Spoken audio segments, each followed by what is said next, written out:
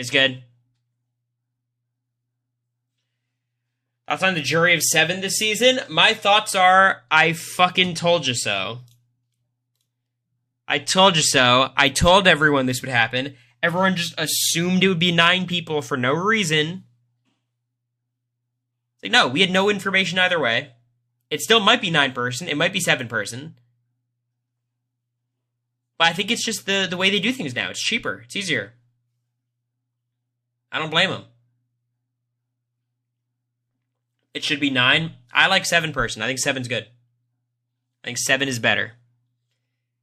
How long will the AI arena go? I think it'll go until jury starts. So, final 9. It'll end. The final 10 will be the final AI arena, is my suspicion.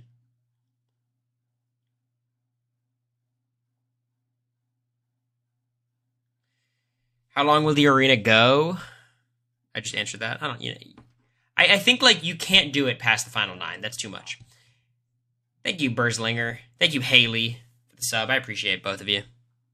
JPR, you're crazy. 5 more subs till we're at 1,000. 5 more till we're at 1,000. Jury, I don't think it's about jury feeling like more of an accomplishment. I think I just like people who are more informed about the game being able to vote. When you're evicted on day like 45 and you have to vote on day 100, it's like, what the fuck do you know? It shouldn't be like BB25. Okay, Petty. There you go. There you go, Petty. We're at 1,000. Only 1,000 more till we're at 2,000. But I appreciate it, Petty. We made it, y'all. Celebrate.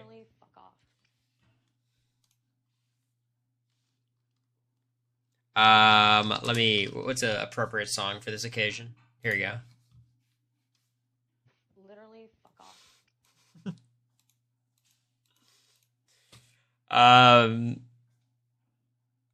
Thank you, Petty. It's just money for production. Yeah, that's my instinct. Brooklyn was robbed. I agree, Ned. But thank you, Petty, for the gifts, and thank you, Ned, for the 9 months. You're coming, Petty? Make sure to tell me who you are. Literally, fuck off. Look, I'm very glad for anyone to tell me that they're coming, because right now I think it's 100 trolls from Twitter. So I'm glad some people will show up. Literally, fuck off. What's up, Anoy? You're coming too? Oh shit, all the gifters. This is huge.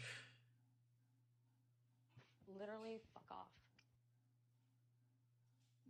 It's me. I'll just hand you to somebody directly. That'll look very suspicious.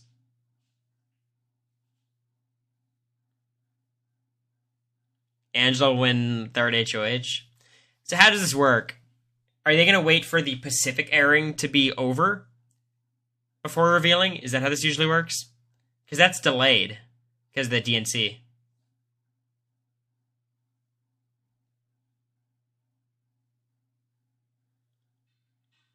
Sometimes they do, sometimes they don't. Okay. Lexi, thank you for the 7 months. So feeds should come back on, right? But just like normal feeds. Would Quinn take a shot at Tucker? I absolutely believe Quinn will. I think Quinn will. I think T. Core would think about it. I think Chelsea would. No shot Joseph would.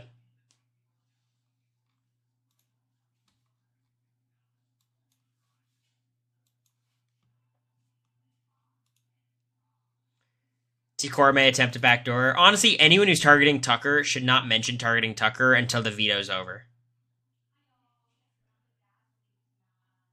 Tucker will probably volunteer again. Probably not, but it's a possibility.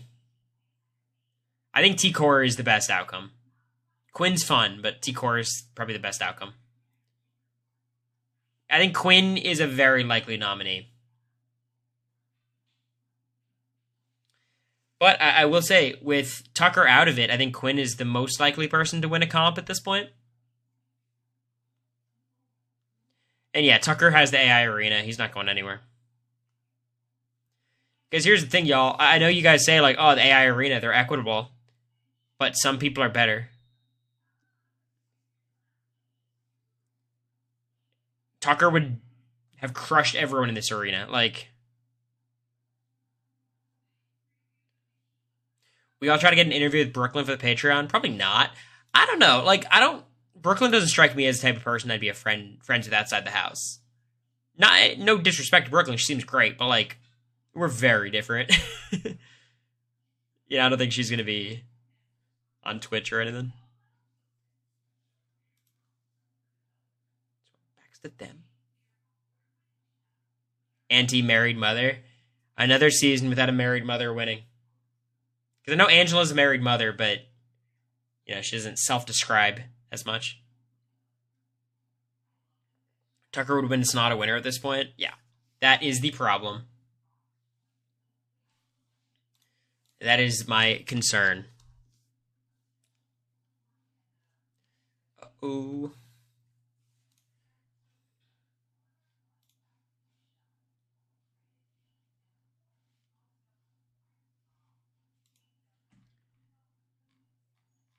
Ay, ay, ay.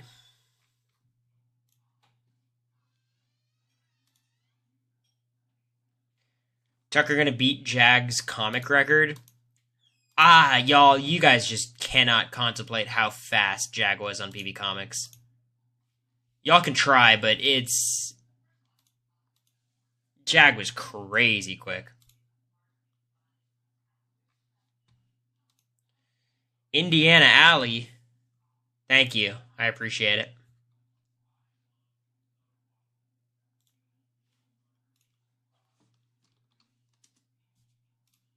I'm setting something up for stream for us to pass the time. Give me 1 second.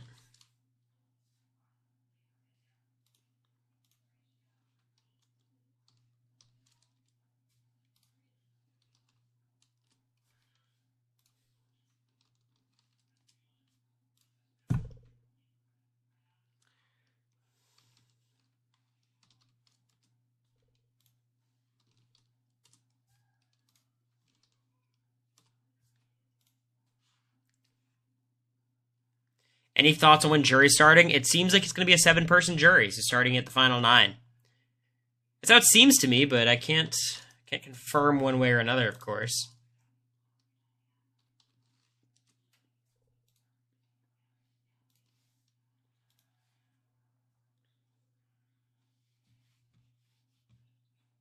Okay.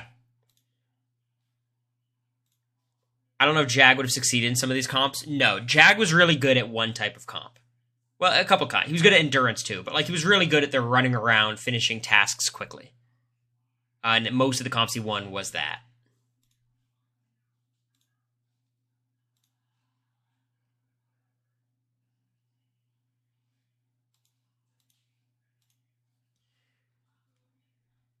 Best possible candidate for AI Instigator? I think Joseph is the best outcome. I think he would do the most with it. Okay, so let's first do alliances.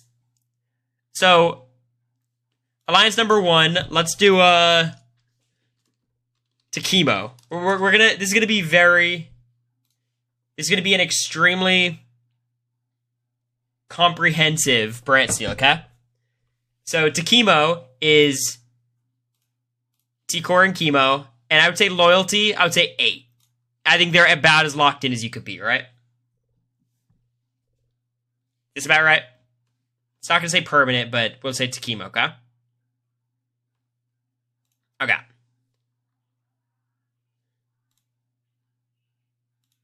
Let's do Alliance 2. Should we say Takemo and Robina? Is that worth mentioning? Is that worth?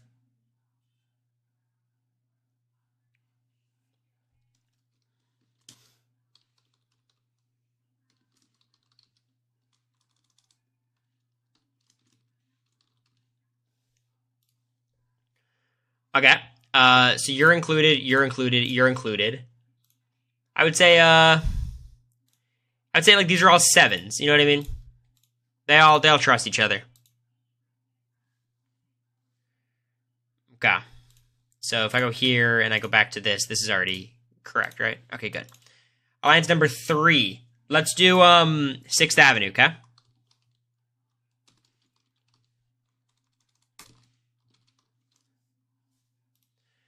Sixth Avenue is Angela, Joseph, Chemo, Tucker, Tikor, Rabina. I think Tikor is like a 4 loyalty. Chemo's like a 4 loyalty. Joseph's like a 4 loyalty. Tucker's like a 6 loyalty. Rabina's like a 4 loyalty. And then Angela's like a 5 loyalty. This seems right to me. Alright. Now we do the fishies, which is everyone but Joseph. And I think it's about the same. Tucker's like a 6 loyalty, and Ticora's a 4, and Chemo's a 4, and Angela's a 5, and Rabina's a 5. Okay. Now we go to alliance number 5. What do you think is the next most relevant kind of group? You want to do the critics. Let's do the critics. So Tucker and Joseph. I think these are both like, I would say they're both like, Joseph's a 7 and Tucker's an 8. Is this about right?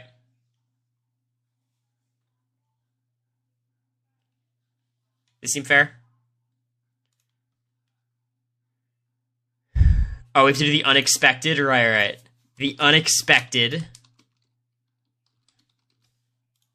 Where Tucker is, I would say like an 8, and Angela's a 9. Did you put just Tucker and Rabina?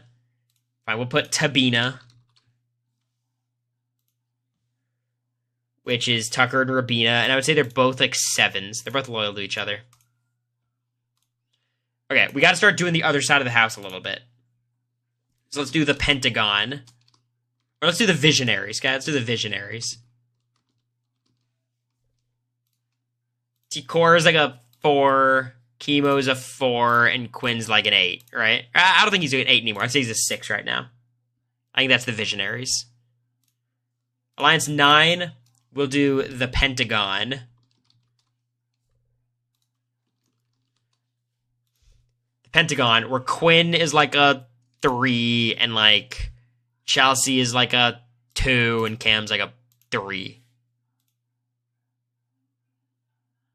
That's what I'll say. All right, Alliance 10. Is there any other big alliances you think that are worth mentioning? Any duos or anything? I think we have to do Mackenzie and Tucker. Like Mackenzie, Tucker, and Leah, this kind of group. Tucker crushes. And that's going to be Tucker, MJ, Leah, and Angela, and Chemo. Now, I'd say it's like this, the Tucker cult.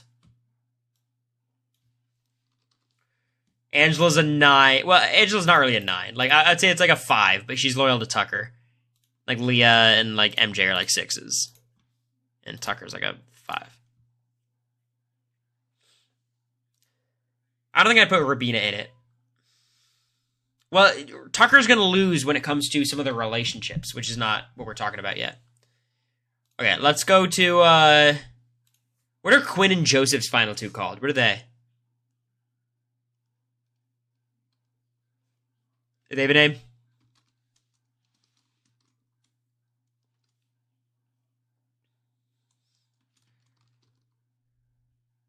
Quality Uncontrol? The Nerds, we'll say. You guys are in it, and you guys are both, like, 3. To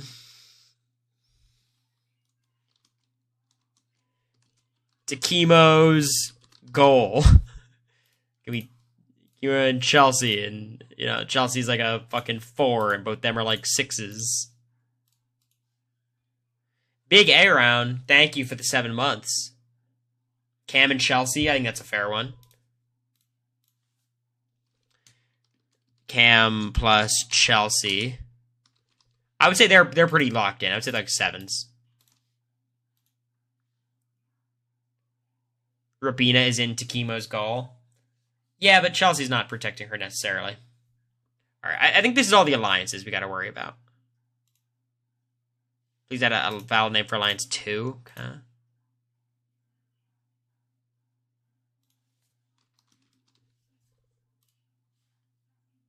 All right, they don't like... All right, I understand.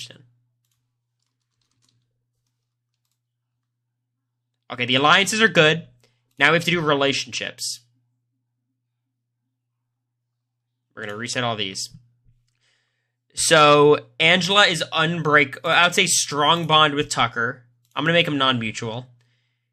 Angela, I think, feels good with her. Good with her. A little slight dislike there. Joseph and Leah. I'll give that a relationship. They're not, like, locked in like that. You guys are maybe here. You guys, like, here. And Chemo and Angela is, like, here. And Angela like here. And Chelsea is, like, here. And Cam is, like, here. Alright. Cam. Do I have anything for Cam?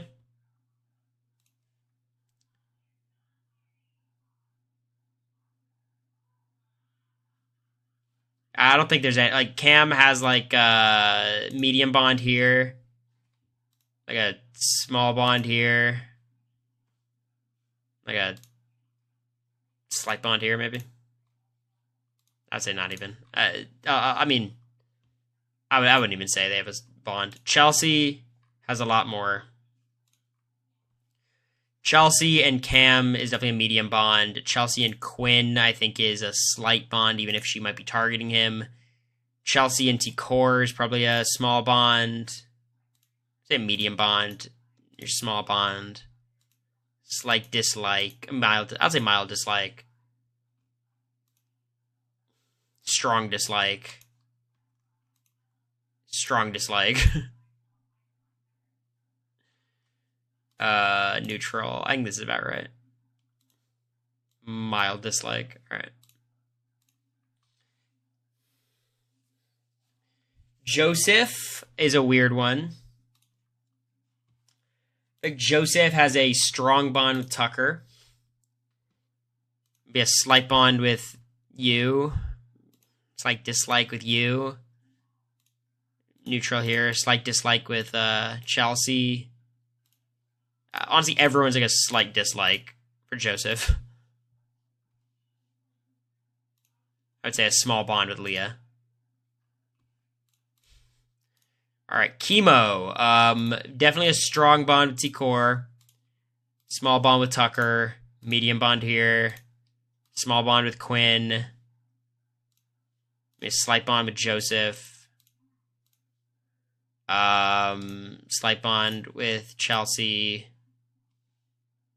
I think that's about it. You have to click non-mutual every time you change it. Yeah, I understand. So Leah, I think, has a slight dislike with Cam.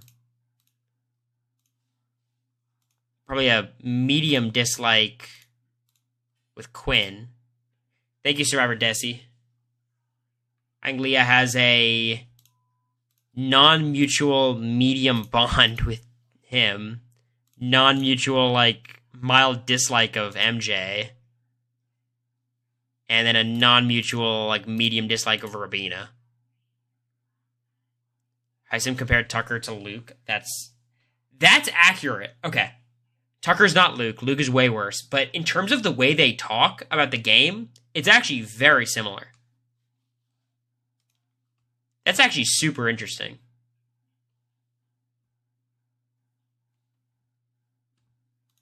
I'm just checking the feeds.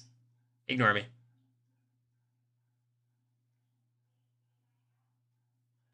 Feeds on stream. I got it. Okay. Alright, let's go to MJ.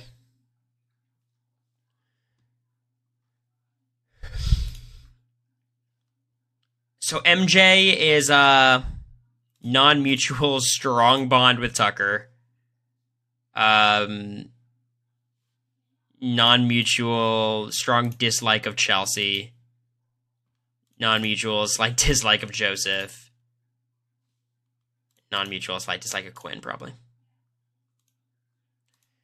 Alright, Quinn. Quinn has I would say a mutual medium dislike of Tucker. A non-mutual small bond here. A non-mutual small bond here. I think they're neutral at this point. I think this is about neutral. I'd say a slight bond just in general. Quinn and MJ. Quinn and Angela is probably non-mutual. Is not a fan. Non-mutual slight bond maybe. All right, we're almost there. Rabina. I would say non-mutual strong bond with Tucker. I would say a medium bond with these two. I would say a non-mutual small bond with Quinn. Like a non-mutual slight bond with Chelsea. I feel good about that. Just two more. T-Core has a strong bond with you. Maybe a non-mutual... Nah, nothing. I'd say non-mutual medium here. Non-mutual slight here. And like non-mutual small here.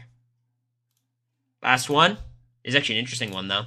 Tucker, I think Tucker likes everyone. Small bond with you. Small bond with you. Strong bond with you. Strong bond with you. Strong dislike of you. Slight here.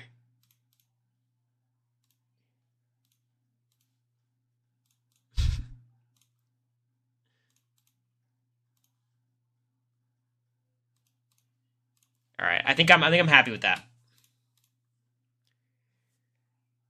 Now, do we do stats or do we just run with it?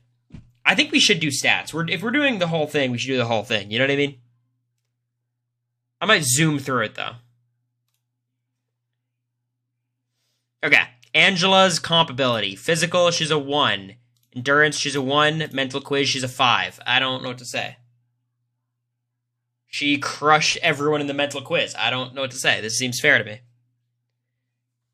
Which gives her like a 3 average. We decided general or skill comps. I think general is just general comp ability. That's the way I do it.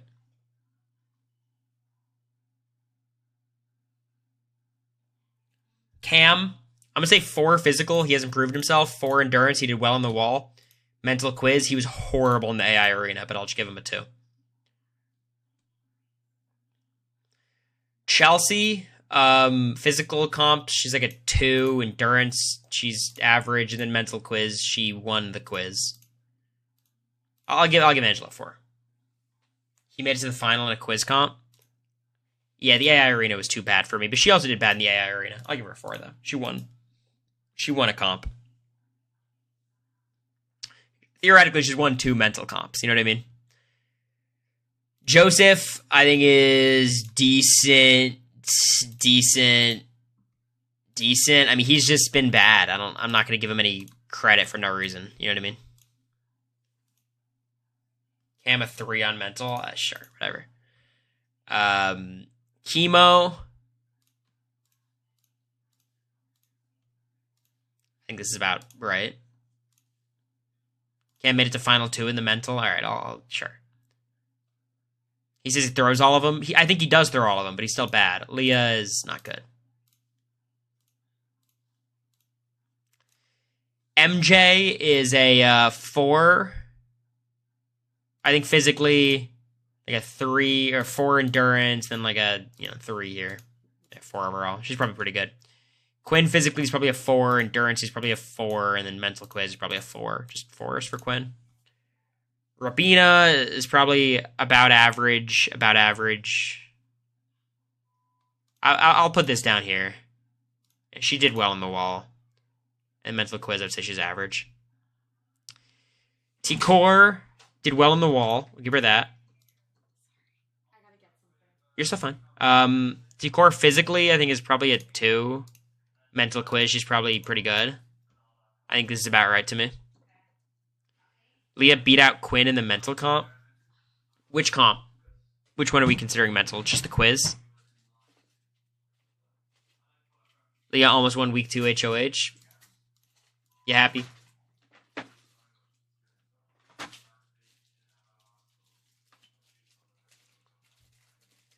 Tucker is a 5 physical. He's a 5 endurance. He's a 5 mental quiz. I'll give him a 4 here.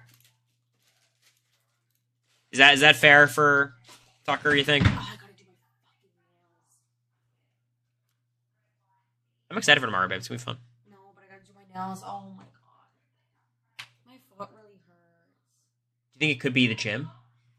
I don't know, but it didn't hurt after the gym. Maybe take Advil. I'll rub him after. You know how many guys wish they were in my shoes right now? You know how many dreams this is?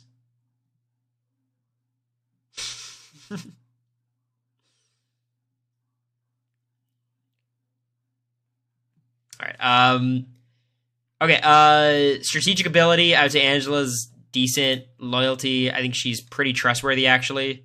Social skills, decent. Temperament is extreme rage. Thank you, Jennifer Connors. Happy Brett Steele Thursday. That's right.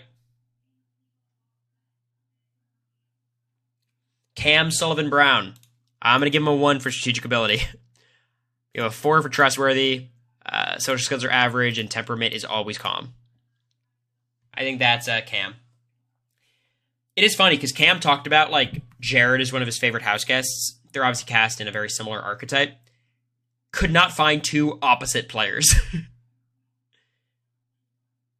They are complete opposites.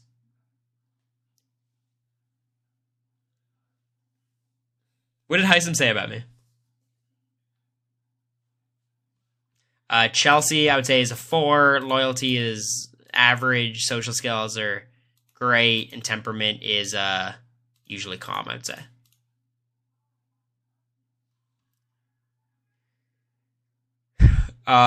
Joseph, strategic ability, I'd say is 4. Loyalty is definitely a 1. I'd say a 2. I mean, he's loyal to Tucker for some reason. Social skills are, I would say a 2. He's not like hated, but his temperament is, I would say usually calm. Chemo, I would say is again like a 4. Loyalty is a 3. Social skills are a 4, and temperament's a 4. Compared Quinn to you. Yeah, I think Quinn is pretty clearly a worse player than me, but he still has time to do a lot better than me, so he could rebound. Heisem sucks as usual. We love Heisem. Heisem's great.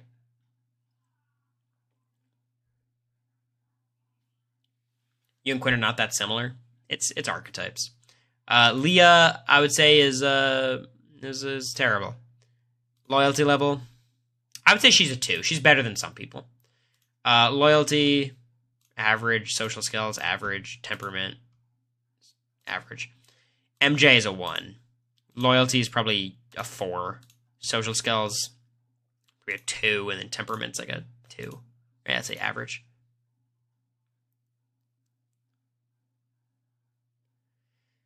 Look, you guys gotta put in perspective. I played Big Brother 25 very poorly for a pretty long time. If Quinn rebounds and has a really good back half, me and Quinn are disingenuous. I think Heisem never gave me a chance.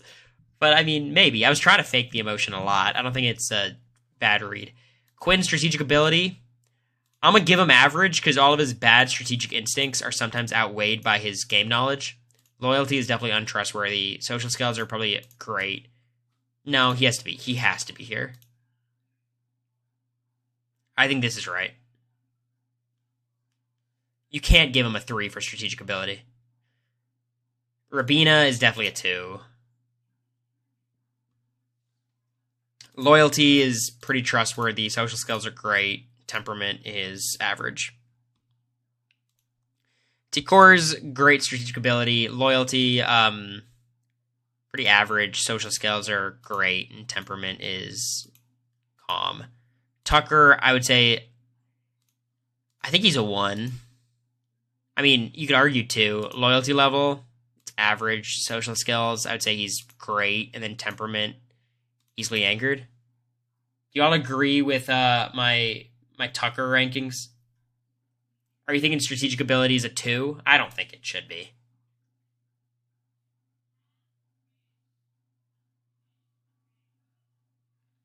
I think his social skills are kind of good. Like, a lot of people don't like him, but a lot of people are obsessed with him. All right. So that's it. We have alliances. We have relationships. We've never done a more specific Brent steal. Now, the only thing we need is to make sure Tucker doesn't win HOH. As long as Tucker doesn't win HOH, we're good. Let's go. All right. We've got all the alliances.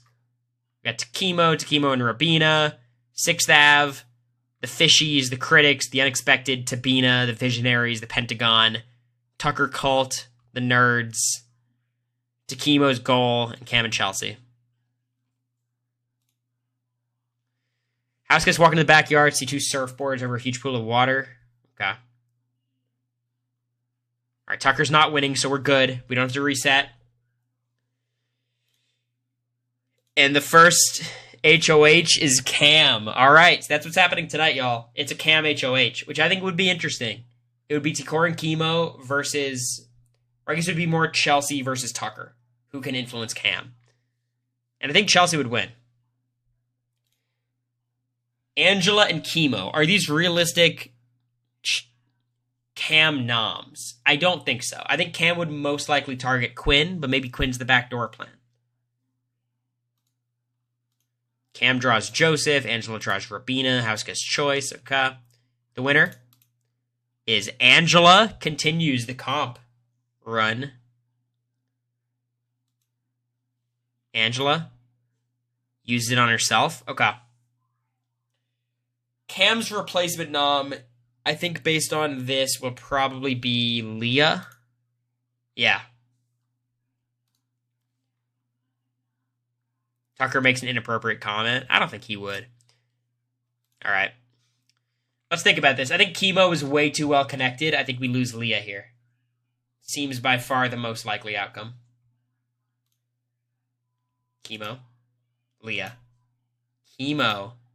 What the fuck? All right, Quinn votes Leah. Rabina votes Leah. It's 3-3. Tikor is going to vote Leah.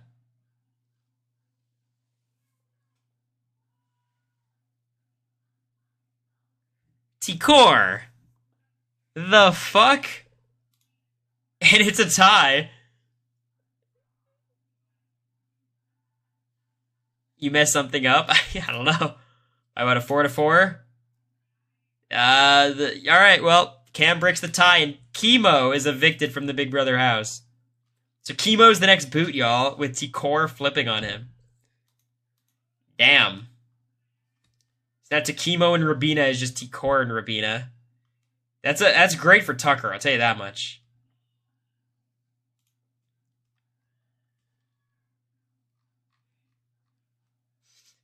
Tucker's eligible to win HOH again, and he immediately does it. Yep, that's about right. Brant Steele is doing pretty well. Tikor found out Chemo's riding her out to Tucker. It seems relatively likely. Oh no. So Tucker's the new HOH. Look, the simulators did one thing right. Quinn and Chelsea. All right, they're kind of popping off right now. The wine hitting. It's not even wine. It's like margarita, pre-made margarita stuff. It's kind of strong. Tucker puts up MJ, or picks MJ rather. Rabina and Cam. And Tucker got the veto.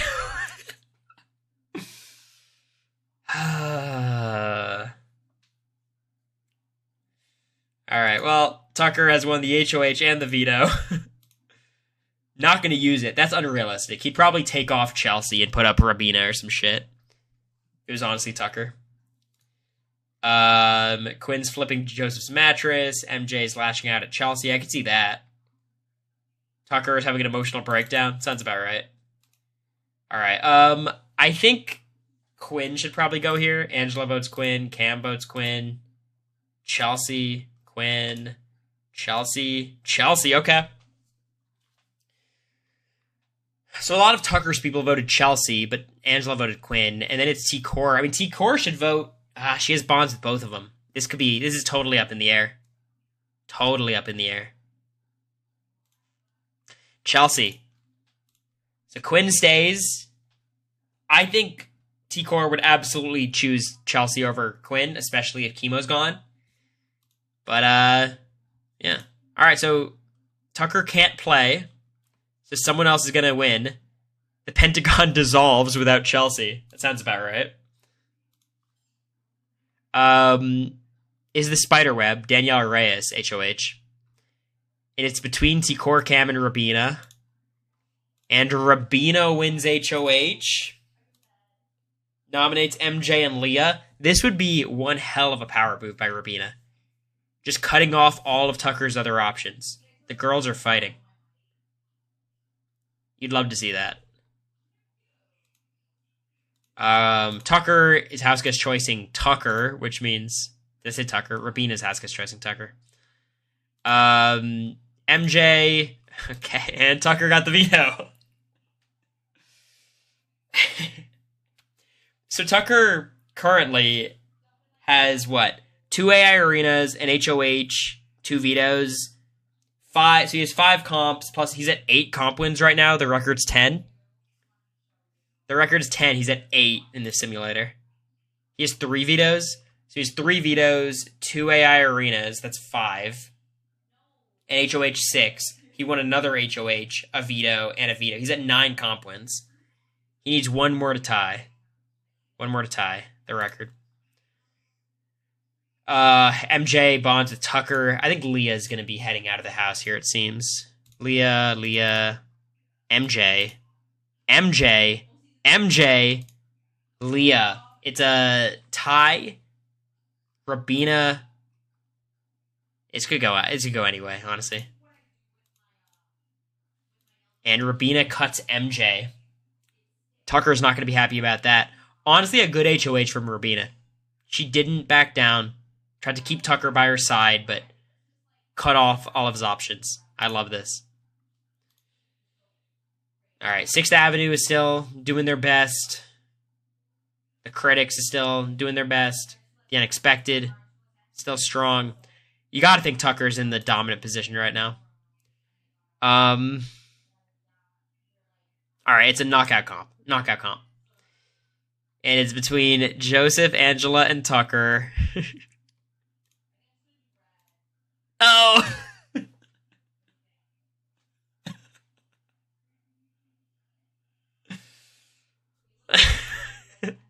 Tucker has tied the comp record. Nominates Quinn and Cam. Tucker house guest choices Joseph, alright. And the veto comp is an untangling rope kind of thing. And Tucker's in the top 3. T-Core gets 3rd. Oh no! The comp record! Tucker has won the power of veto. So far, he's won all 5 comps he's eligible for. Yikes. And Tucker is not going to use the veto. Tucker and Leah bond. Tucker and Joseph bond. Quinn's continuing to spiral. I think this is Quinn's boot, unfortunately. Angela votes Quinn. Joseph votes Quinn. Leah votes Quinn. All right, it's a unanimous Quinn boot. I believe in 8th place. So Quinn gets the second juror curse, as a lot of people are predicting. 5-0, just like me. All right, Tucker can't win. Who's going to take a shot? Do you notice that Tucker is in every alliance? This one dissolved, so Tucker is in every single one. He's in 6th Ave, the Fishies, the Critics, the Unexpected, Tabina, and Tucker Cult.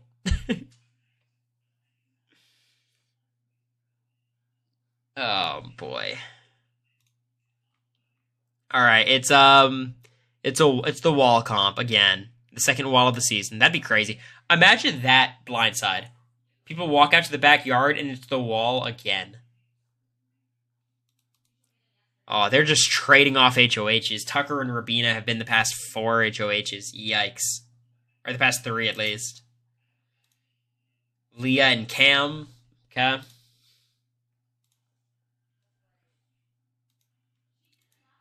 Oh, come on, let Tucker play. Yes!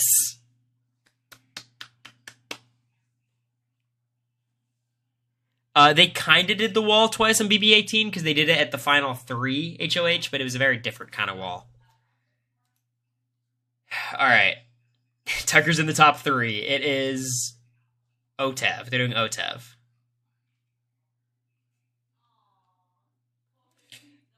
Yo, do you think Tucker wins it again?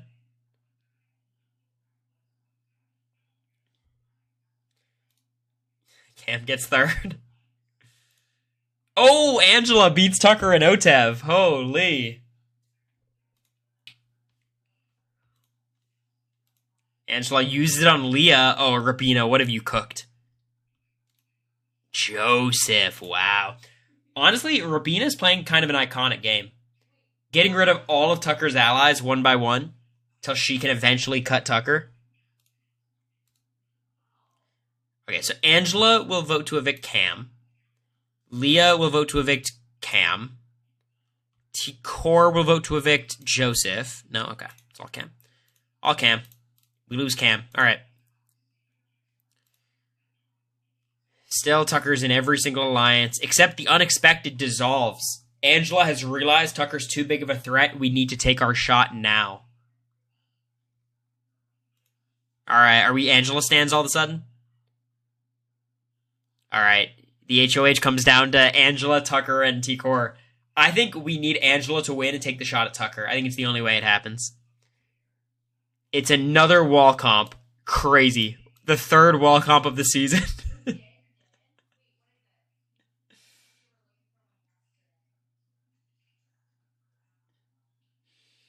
Here we go. 3rd place is Angela. Tucker got it. No.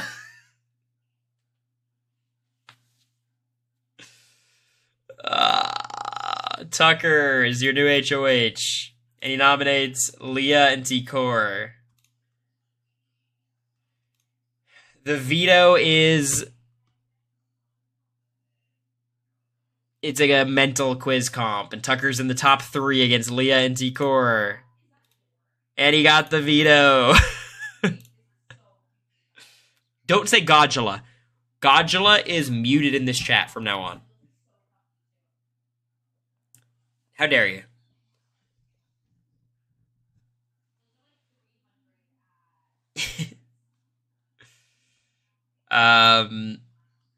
Why? You don't want to know. The rabbit hole is too deep.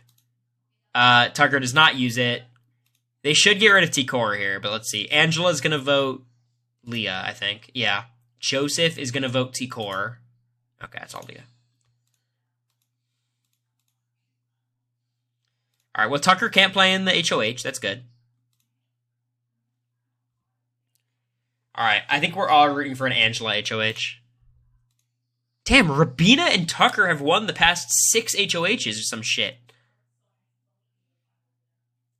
You do not, like, the rabbit hole is so much worse than you could ever imagine it being. Look on Twitter if you want to find out. So Rabina's won 3 HoHs now. Nominates Joseph and Angela. Eventually, you got to take your shot, Rabina. Oh, fuck. Fake horses. Give him 30 seconds time to stack gold bars. Huh. Twitter account, yeah. Here we go. All right, Tucker got the veto. Tucker got the veto, too. Shit. He uses it on Joseph.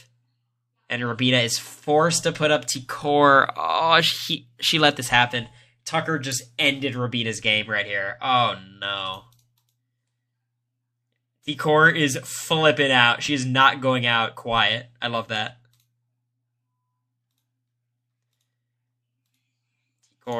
T-Core, and T-Core is cooked. We're at the final 4. Tucker has 5 POV wins and 3 HoHs. Not to forget his 1 HoH before this. So right now, Joseph has 4 HoHs, 8 vetoes, and 2 AI arenas. Just remember, this is just from the final 11 on. He has 8 vetoes, 4 HoHs, and 2 AI arenas.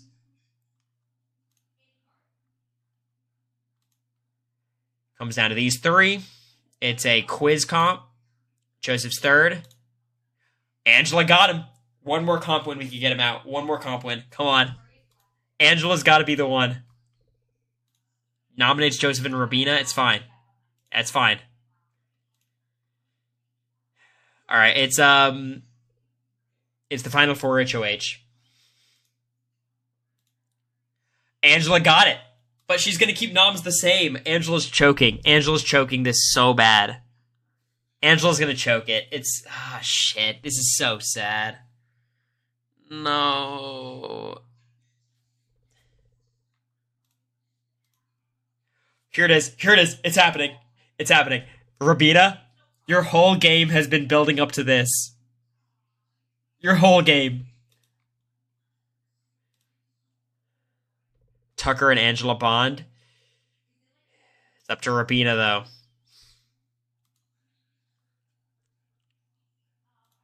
No!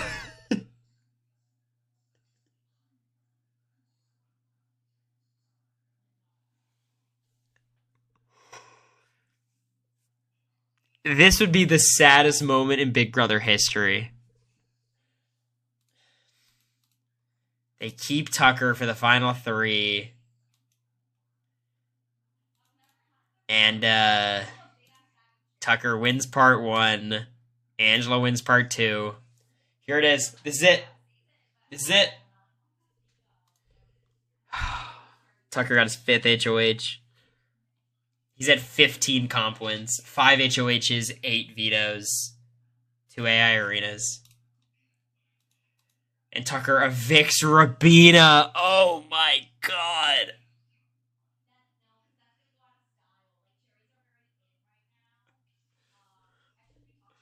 Oh, I'd pay to see it. And the jury votes Rabina, then votes for Tucker. No, Rabina.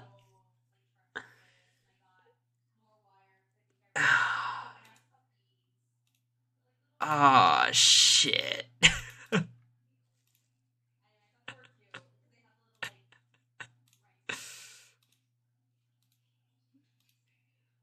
Cam gets fan favorite.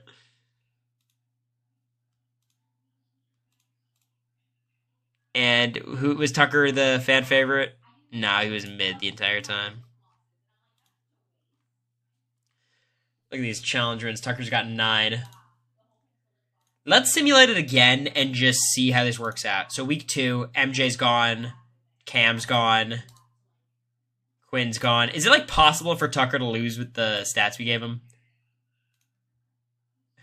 Doesn't.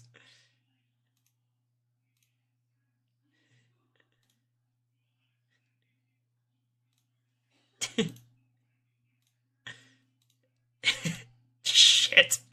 Oh boy. We are in for a rough back half of the season, y'all.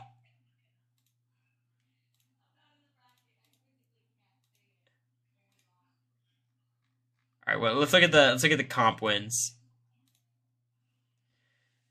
Here, Tucker only got 7. He got 4 HOHs and 3 vetoes. All right, we keep simulating till we get a non-Tucker winning result, okay? All right, so it's MJ first again, then Chelsea. Let's track this. So, just to be clear, Tucker already won a veto. Now he won an HOH. Now he's got 3 comp wins. Still at 3 comp wins, okay? All right, he got his 4th. He got his 2nd HOH. Quinn is making it deep this time. Tucker got his 3rd HOH. All right, let's go from here. Quinn got the HOH, though. This is big. Tucker and Leah. Quinn being the sole vote to evict, he can't be. Here's the problem, though. Quinn can't be the sole vote to evict because he's HOH now. So Tucker is locked into the final 3 because Leah and Joseph will keep him. Tucker wins the veto anyways. Okay. But Quinn could still win final 3 HOH and cut Tucker. That is very possible. Tucker votes to evict Leah. Okay. All right. Quinn could still win final HOH and cut Tucker. This is super possible. Joseph wins part 1. Oh, boy. Oh, boy. I think Tucker's locked in again. Tucker got final HOH. Motherfucker. Oh, no.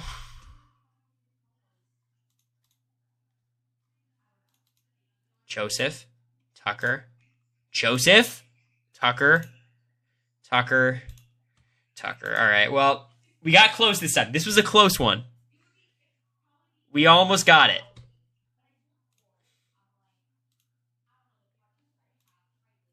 We almost got it, y'all. Next time we get it. Surely. Okay. We resimulate. All right, Tucker and Rabino won the first HOH and POV. All good. All right, so Quinn and Cam are gone. That's a really bad start for us. All right, Tucker has 2 HOHs and a POV. T-Core won an HOH. This I think is a work. No, MJ and Key. This is hard. All right, it's got 6 comp wins right now.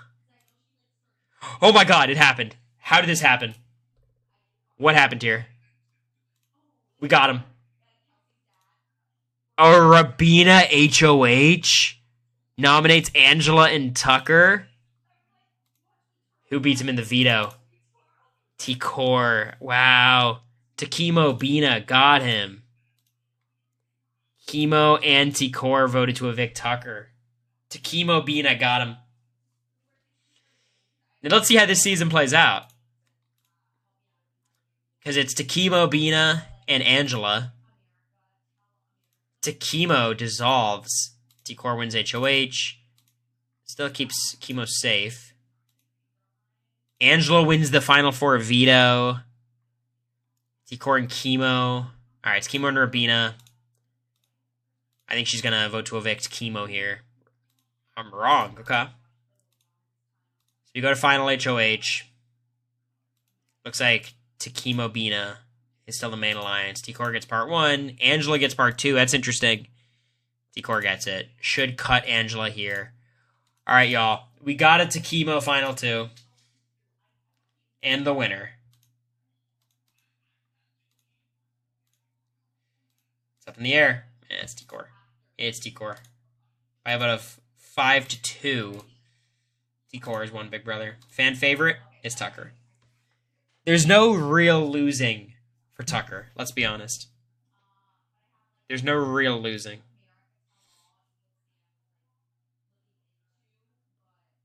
I'm so used to giving, I finally get to receive. That is the vibe. I don't think Tucker will win everything. I think there's enough, like, the whole thing is, Butcher, like, Tucker winning everything in this Brett steal is bad, but, like, the truth is, it's more about his relationships. Like, once the back door becomes back in play, there'll be 1 or 2 weeks to snipe Tucker out. If they don't do it, and Tucker wins out, it's on them, but they should have 1 or 2 weeks where they can have a good shot at backdooring him. I think Tucker will set the comp record. I think he's well on pace. And if he's able to make a deep run, he'll win every endgame comp. Alright, y'all.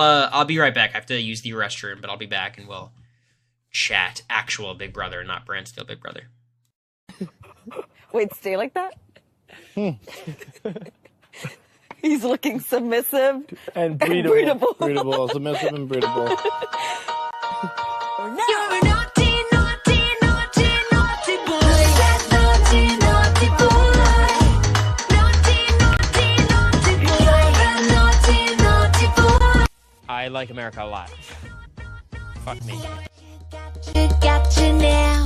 Took a while, but I worked you out. Liar, liar, good at it. I look back now and boy, you're full of shame, shame, shame. You left your phone. Your girlfriend rang while you weren't home. Shame, shame, shame. I made her cry. Now she knows The reason I think Cory's talking about is you gotta think of all the different scenarios. That's true. bad boy told a lie. So I said goodbye. Bad boy, serious business. Guys, Cory's lying. I'm telling the truth. As a society, we too often vote based off emotion, not strategy. Bad boy, caught you out. And there ain't no You like that edit? It's a good one, right?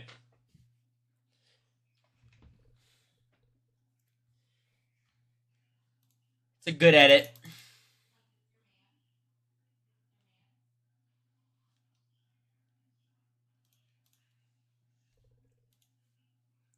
Jag number 1.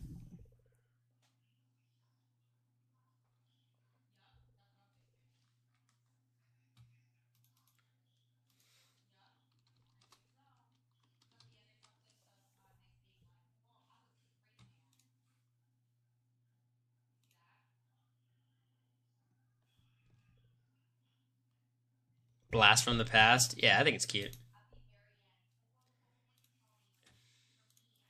Okay. BB25 tier list based on how good of casting they were.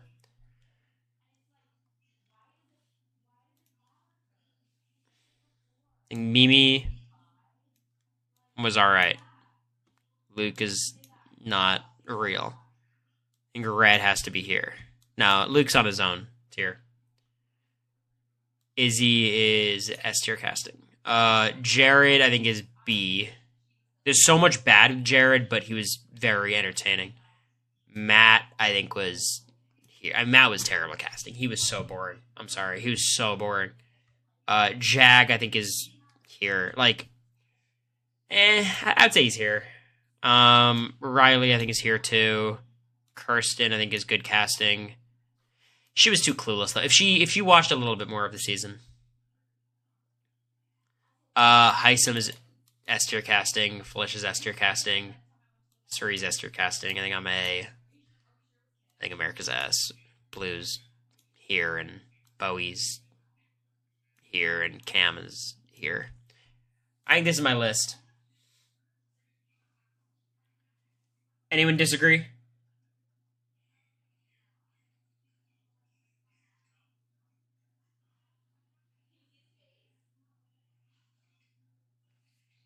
Mike thinks Cam should be higher. That's my list, and I'm sticking to it. All right. New tier list. BB25 based on how they would do on a return.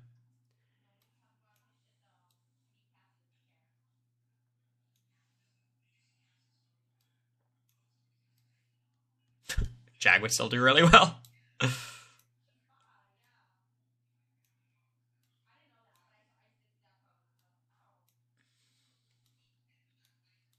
Matt would still win. I think America would do here.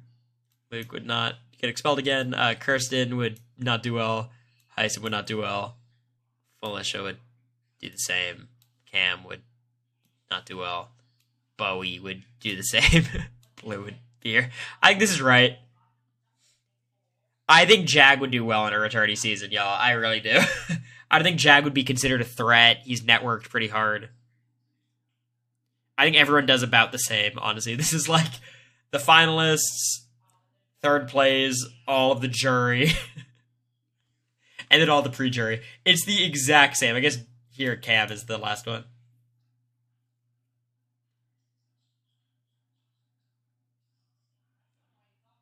It's just swapping Cam and Mimi, and it's the exact same.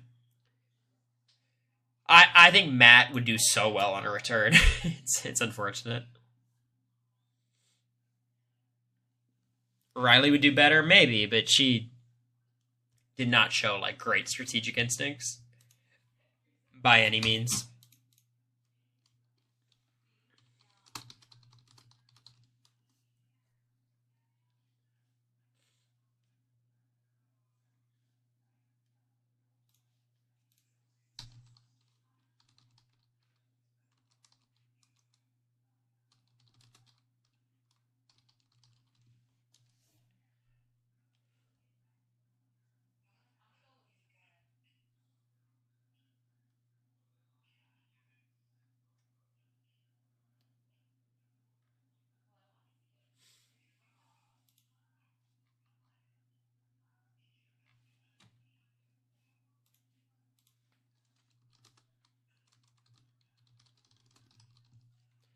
Feed's not coming back till after HOH. It kind of seems that way, right?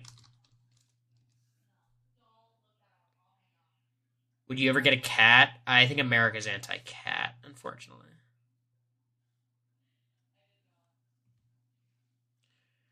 Unfortunately.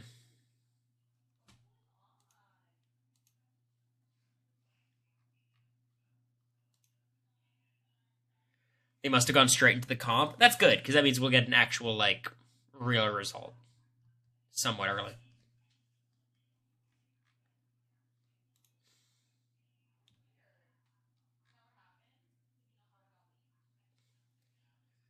You have the doves, cat and birds don't mix. I don't think there'd be that much interaction between the two.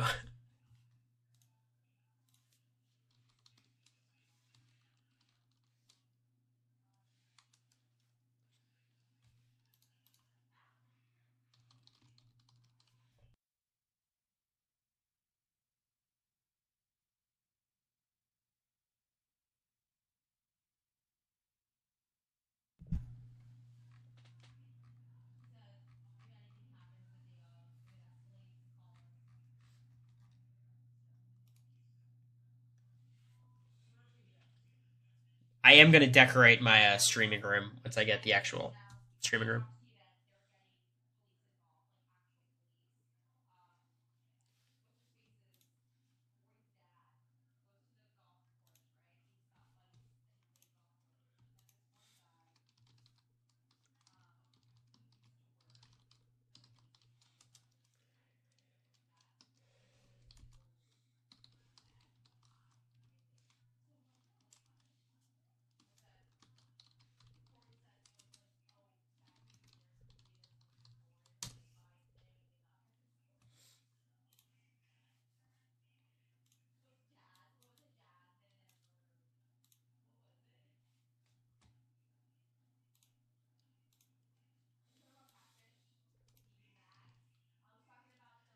I'll give me one moment. Y'all officially get the new apartment. So they unlisted. So our current apartment we're in right now is now listed for sale, and the other one is taken off the website. But they're waiting on my stuff to get approved. So we'll see. Should be.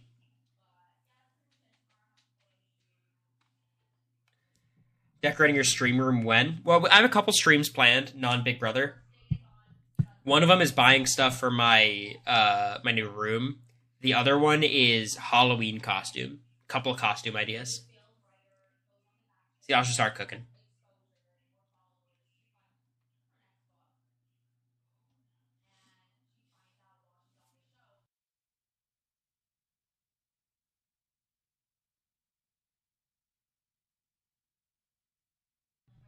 Halloween costume idea, the Minutemen. We don't want to do something Big Brother related. I think that'd be corny. Just a little corny.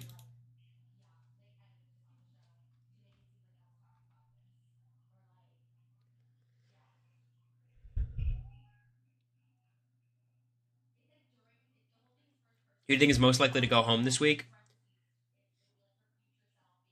I think the most likely outcomes are 3 people. I think it's Quinn, Tucker, and MJ. I think are the 3 most likely. I think it's Tucker because there's going to be a lot of people targeting Tucker. MJ because I think MJ would be the backup target for a lot of people targeting Tucker.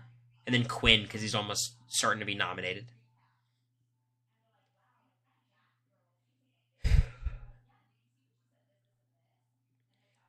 But I think, like, if Tucker is on the block, I think everyone's going to say, hey, like, not everyone, but enough people will agree to vote him out if he's there after the arena. But he might win the veto to take himself off before the arena, so.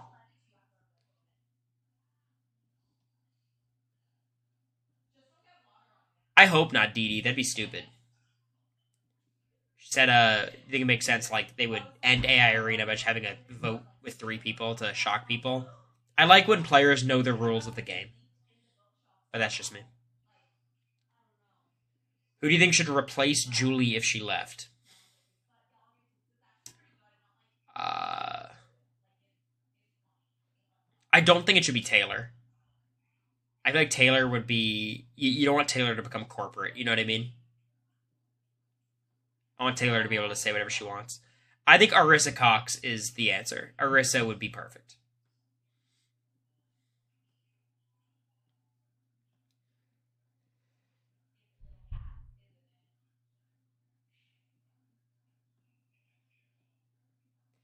No, the AI Arena is a great twist.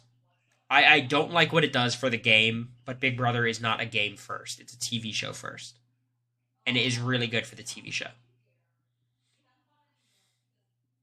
Would you enjoy being the BBUSA host? Yeah.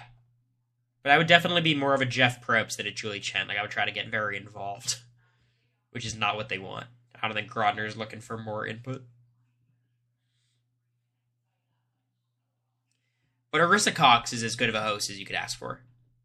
In any TV show. Reality show.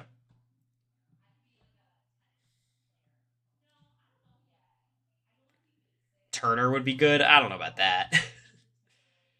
Of former players who would be good. Former players. I mean, Taylor is obviously like a great speaker. She'd fill that role well. Tiffany would be pretty good. Felicia would not be good, but she'd be fun.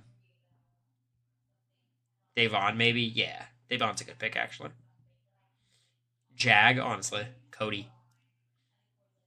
I've seen people say Ross Matthews. Taryn host would not be good. Taryn's too locked in. Did y'all enjoy the live feed update? I thought that was my best live feed update yet. I thought I was cracking jokes left and right. I could see DX. They love DX. And he's like very brand safe as well.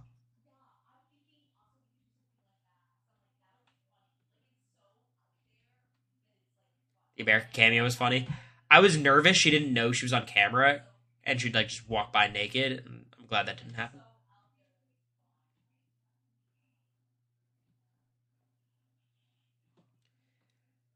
You've been great all year. Thank you, Steves. I think it has been interesting me doing these updates because I like universally get all the bad days. Like every single day I update is the slowest day of the week, and it's not close.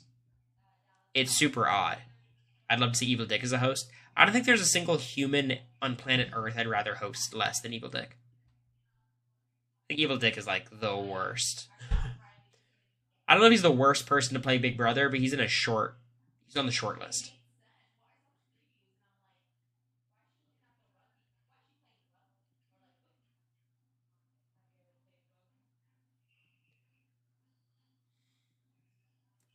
AI Arena kills Tuesday feeds.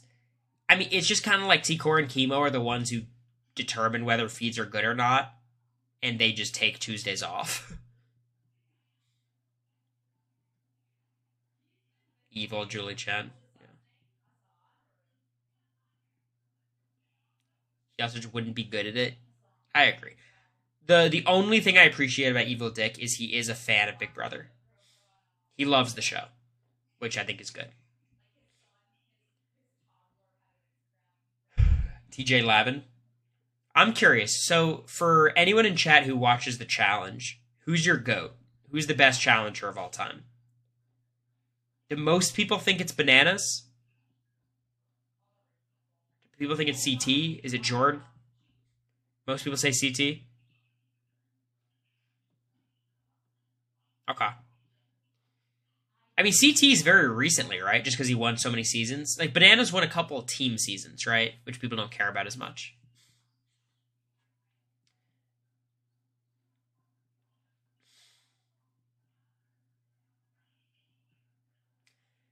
I don't know. CT's wins. Like, CT winning Rivals 2 with Wes is like, damn, they gave him fucking Wes.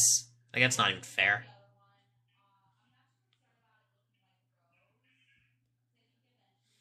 Honestly, based on what I've seen, I think Jordan is probably the answer. Like, because Jordan is comparable stats-wise, and he started so much later. And I hate Jordan.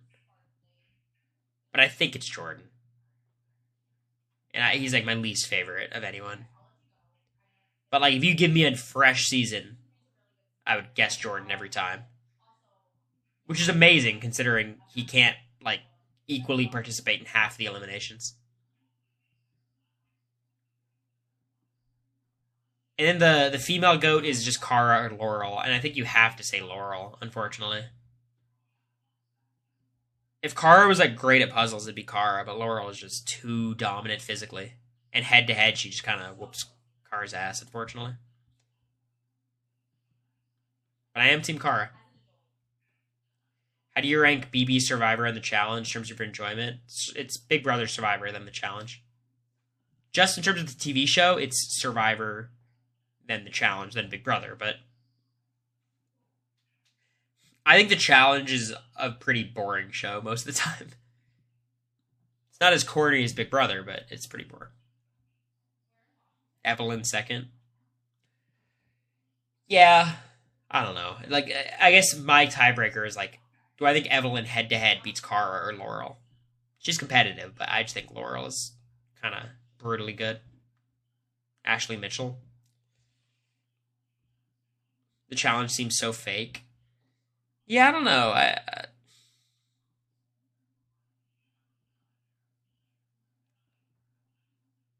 Evelyn beat Cara and Laurel, Rivals won. That's really early, though. Like, Cara was not fully formed at that point. I've seen a couple of the DMCT seasons. Was it X's 2? X's? They went out pretty early. I watched the Infernos. I watched the Duel. I've watched most of it, honestly. Let's see how real of a fan I am, because honestly, I'm not that real of a fan. Like, I kind of am I'm very much a Challenge casual. And I've been catching up as quickly as I can. So, let's look at this. Who can I even name from this list? So, this is Amanda. Amanda's really fun. I like Amanda. This is Anissa, who is not my favorite. I don't hate her. Avery is boring, but I like her. Who the fuck is this? Is this Ashley? No, it's not Ashley. Who is this? Can you move your camera? I don't know where to move it. I'll move it up here.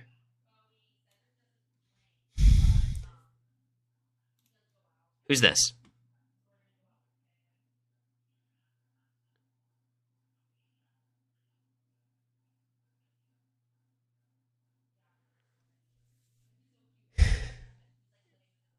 Is Aviv. I don't know Aviv. I have no idea who this is. Bananas, I think, is... I don't like Bananas, but I think he is additive towards the show. I think he's fun to root against or root for. Is this, like, Big Easy? Who's this? I don't think Big Easy's on the cast, but that's what he looks like.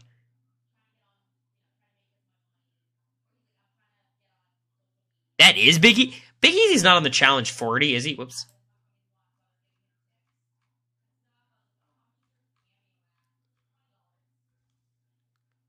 Is he on the cast? He is not. I mean, it'd be fun.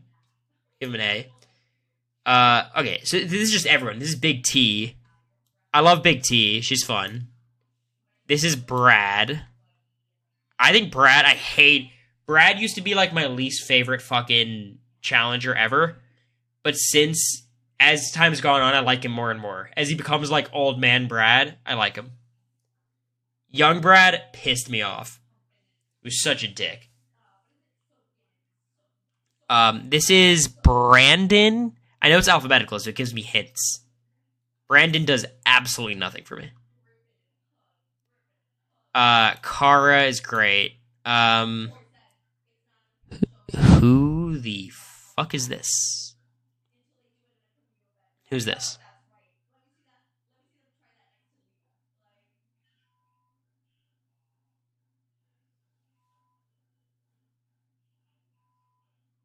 Carly?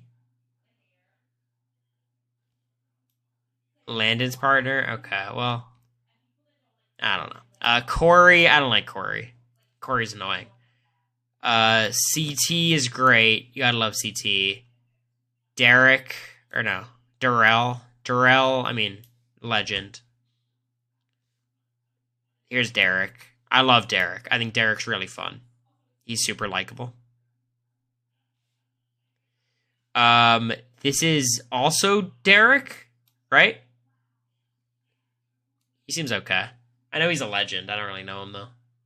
I didn't watch many of his older seasons.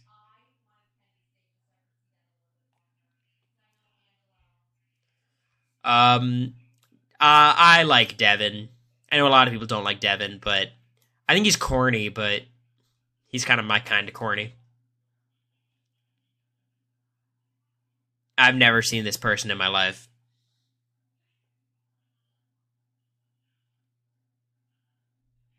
Who is this?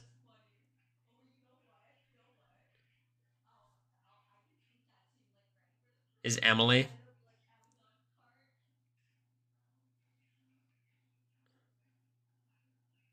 She did blackface. That's enough. I've heard enough. Emily Schramm. Okay, I know the name. Fessy is a fucking shit show of a challenger. He's pretty fun. Him just winning eliminations is so corny. Because he loses every elimination that's not just brute strength. But I kind of enjoy him. I don't know. I think Fessy's a funny one to watch. TJ's great. I think TJ is one of the best hosts in modern day. He reminds me of Jeff Probst a lot in the sense of, like, you could tell he loves this so much, you know? I love how much, like, all the players love TJ. Horacio. I think Horacio's a little bit boring, but he's really fun to root for. Very rootable.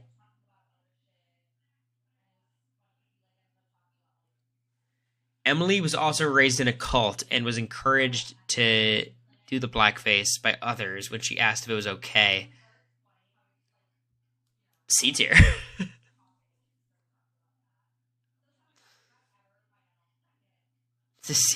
Y'all have won me over. Do you know what season of the challenge BB players started? It was Vendettas, right? I think Vendettas was the first batch of Big Brother players, like Victor and Natalie and them. Was it earlier than that?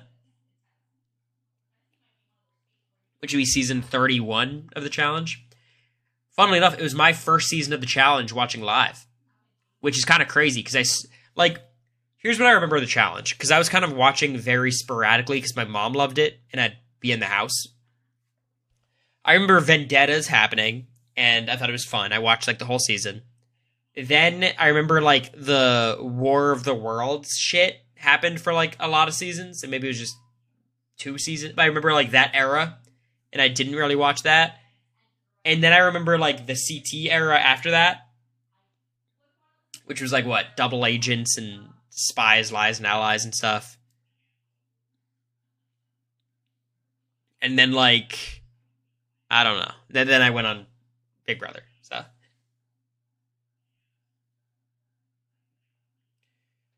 Yeah, they did the Challenge USA, Angie. There's 2 seasons of it. Okay, I know who she is. Don't tell me.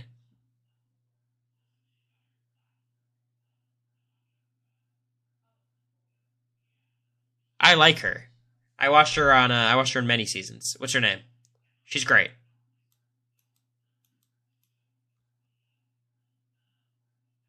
Jasmine. I like Jasmine. She's fun. War of the Worlds is good. I heard War of the Worlds 2 is one of the best. I remember moments. Like, I remember Ninja and Laurel had that weird-ass elimination. I remember Pauly betraying Bananas. And I remember, like, the whole Kyle beefing with everybody thing. Who the fuck is this? Is this Tony? That can't be Tony, right? No. Who's this? Jenna's ex? Alright, D. What's her name? She's ridiculously popular, and I'm a fake fan not knowing. Oh, that's Jay. Jay the firefighter. I know Jay. It's Jay the firefighter who's friends with Nicole Zanetti. Jenny. Yeah, Jenny's cool. She's fun in confessional. Laurel. I don't like Laurel. But she's a really good competitor, so can't be lower than B tier. Now, is this Jemmy? Jody?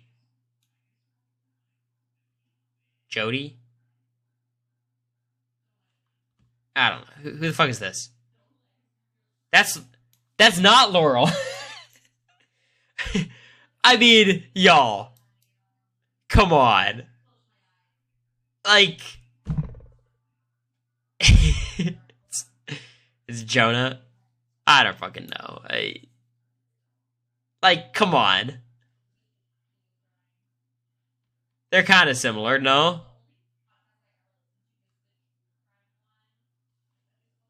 Jonah's good. Alright, sure. Alright, Jordan, he gets an A tier, because you like seeing him compete, because, like, you like to see the GOATs compete, but he sucks. I hate Jordan. Josh. Y'all, Josh is great casting. I don't care what you guys say. Josh is great. He's super fun to root against. He's funny and confessional. Like, Josh is great.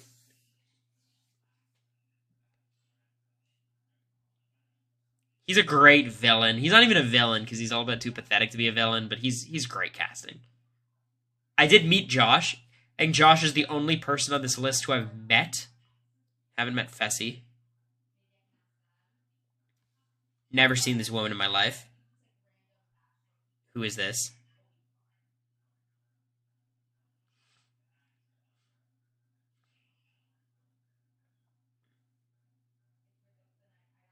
Katie? She's kind of a legend, right? I just don't... Again, this is where my... Was Katie first out? Sorry, spoilers. Was Katie first out?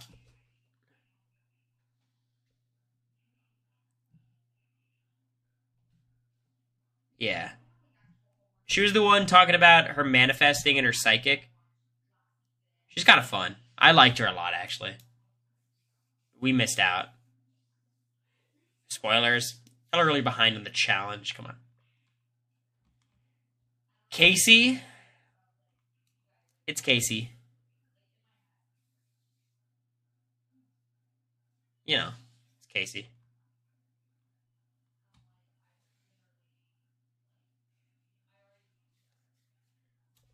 Who's this? You said it's Kellyanne? I've never seen this woman in my life.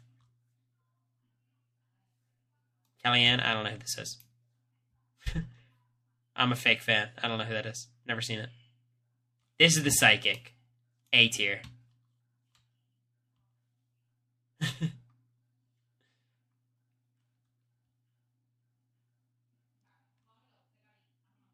She lost to Cara last night? Yeah, I liked her. Kyland? Kyland's great casting. He's doing a great job. I have met Kyland.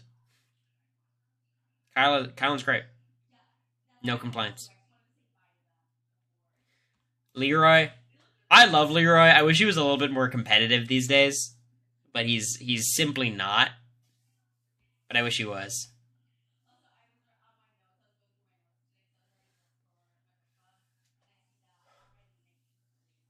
Kylan's been unbelievably sweet every time we've chatted.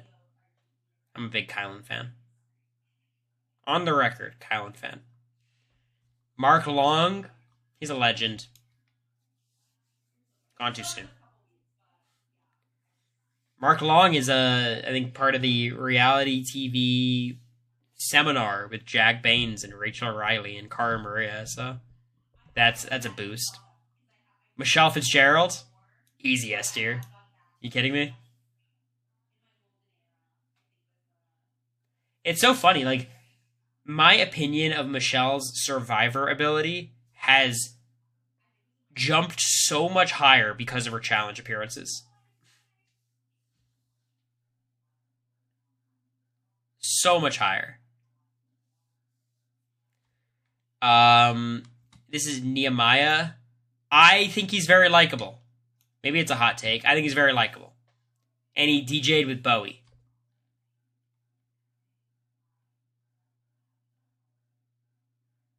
That's A tier for me. You don't got to do too much to get into A tier. You just need one reason. He's got it.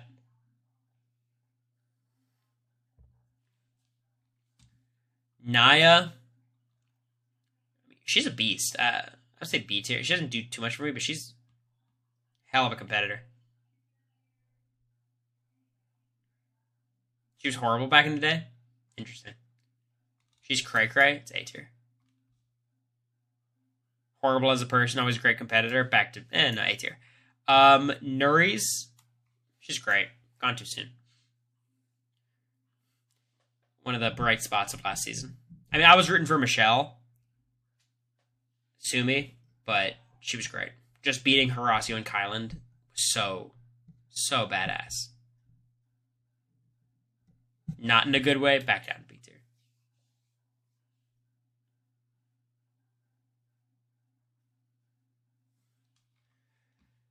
This is Olivia. I like Olivia.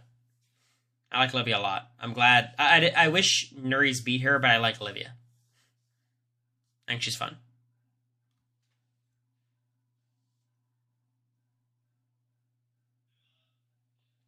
Who's the Chinese flag? I feel like I'm missing a punchline that it's meant to be. Pauly's great on the challenge. He's great. He brings the drama. He plays really hard. He's just not big enough. That's the problem.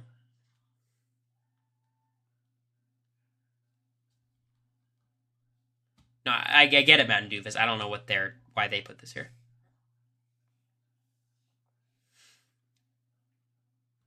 Rachel or Robinson? I think Rachel reminds me a lot of Danielle Reyes on Twitter. Her Twitter presence. Anyone on Challenge Twitter? You guys pick up what I'm putting down? That's the Vietnamese flag. Yeah, this is the Vietnamese flag. The Chinese flag is the star in the corner.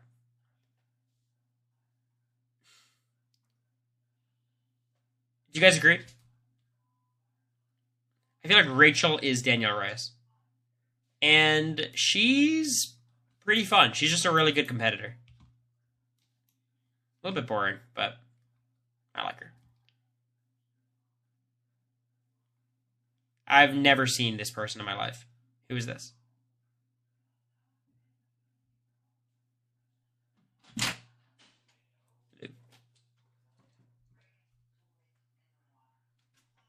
Ruthie? I've never heard of that name in my life. Ryan? I enjoy Ryan's confessionals. I like his confessionals.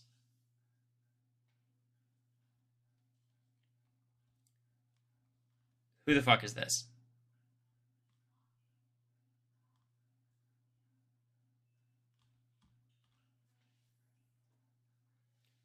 Cyrus?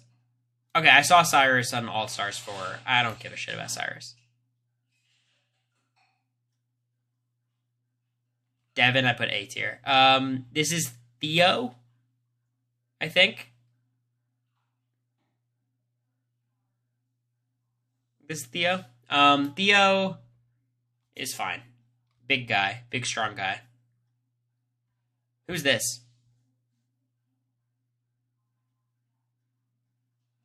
Oh, this is Tina? I like Tina. Tina's fun. I wish Veronica was on this season. I feel like it's weird not having her on. Am I crazy? I like Veronica a lot. Obviously, she's not like the best competitor these days, but I feel like for a season of like season 40's magnitude, people are talking about Wes not being there. I feel like Veronica should have been there.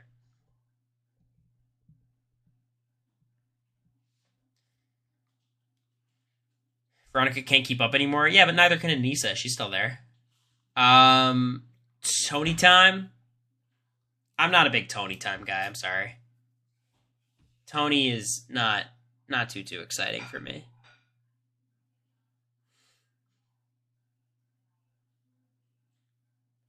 Just a wee bit boring. And then Tori Deal, S tier. Come on. Come on. Face of the challenge. Come on.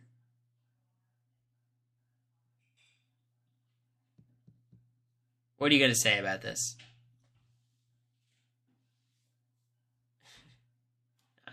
I like Tori. I like Tori as a presence.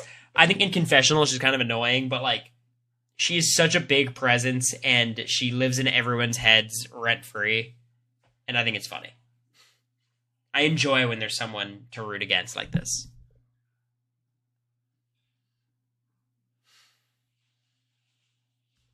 Tweet this out for tierless drama.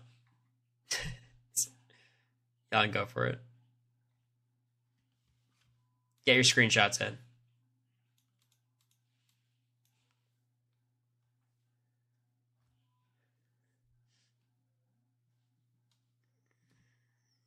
All right. Good. What to next?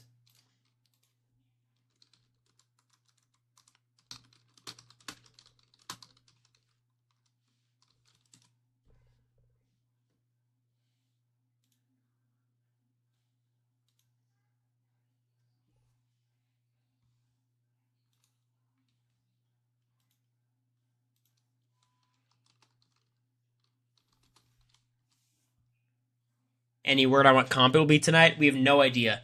Do you all know when they close the backyard? We did look at the bingo card. We're checking it off. Today we checked off something. Someone being cut off during their shoutouts. They closed it yesterday, so it's likely to be a quiz. It's likely to be a quiz. Who do I want to win BB26? I think Joseph would be a satisfying answer right now. I think Chelsea would be fun. I think those are kind of my Quinn would be crazy. I just don't see it happening. All right. Big Brother 25 house guests by how likely they are to return to a TV show. I think America is unlikely. I don't think production loves her. I think Blue is slightly more likely because they like her character. Bowie has no shot. Cam, I think, has to be A tier. He's AFP. He already got invited to another show. I think I'm in Blue's boat.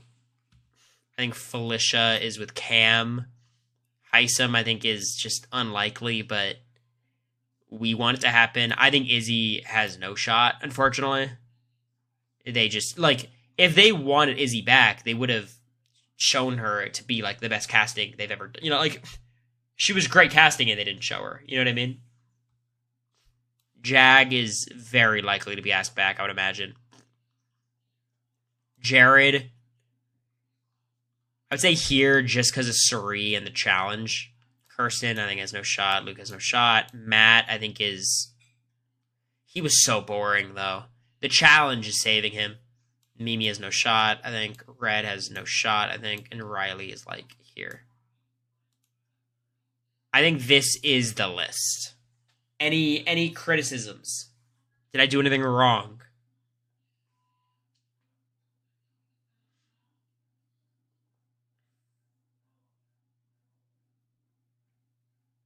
I would not put America in B. I think, like, the show did not do America justice. You know what I mean? Drop Felicia. I agree. You might be in C, TBH. I mean, I think they liked me on the show. They gave me a pretty big edit.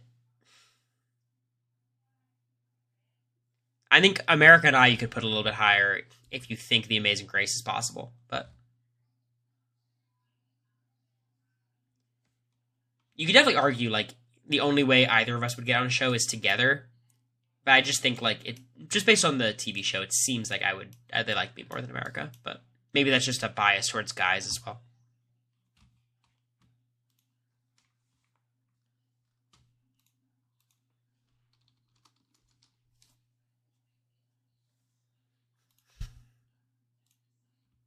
Try watching week 12 first. I heard it's kind of a bummer we stopped the rewatch there because I know she has a really good week. BB24 cast, Terrence would never, Daniel would never, Taylor will get asked on everything, Monty would never, Amira would never, Jasmine would never, Pooch would never, Turner I'll put B, Michael will put B, Paloma would never, Kyle would never, Nicole would never, Andy would never.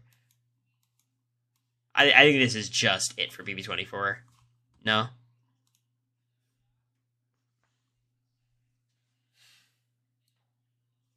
Alyssa C for the challenge. Just could she get asked back for the challenge? Maybe you as well. Alyssa did the challenge. I mean, Amira did the challenge, right? Yeah, Amira's A. Shit.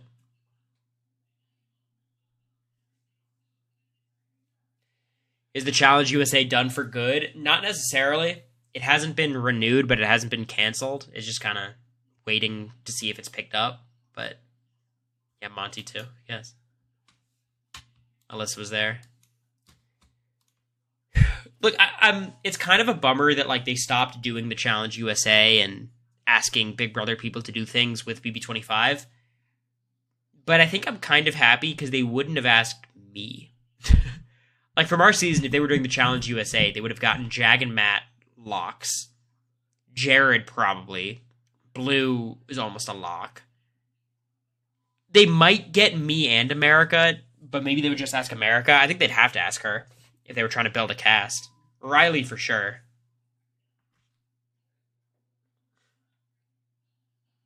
Zach just texted me. Heisem was incredible on RHAP. So supportive.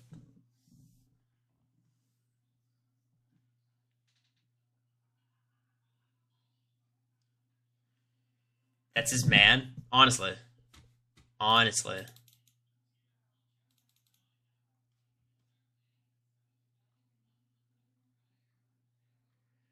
Do we know who the surprise DNC guest is yet? Is it confirmed Beyonce?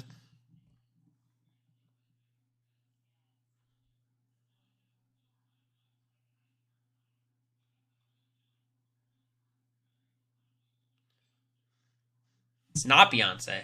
It has been unconfirmed Beyonce. Interesting. Interesting.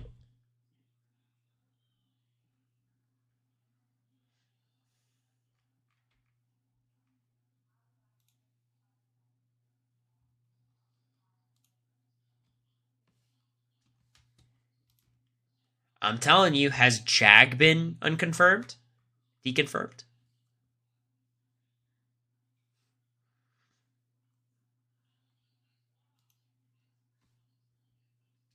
Rumors of Oprah? I thought Oprah was already spoke, no? I thought she was already like a surprise that's been announced.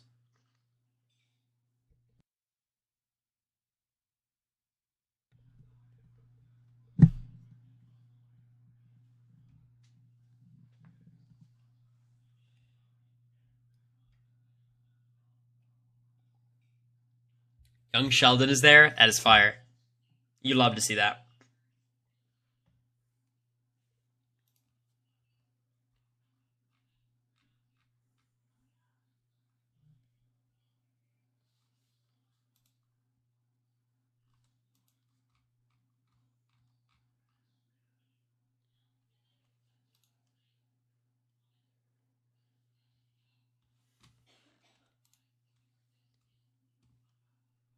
We're definitely asking her to do the game room.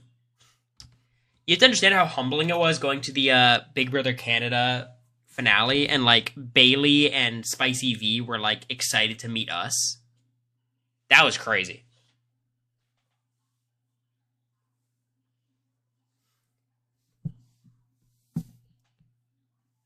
Like the BB Can people love BB.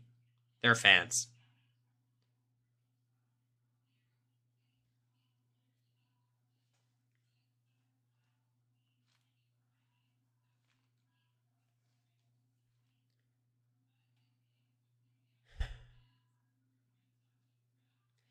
Yeah, Bailey's great. The weirdest thing that happened during the whole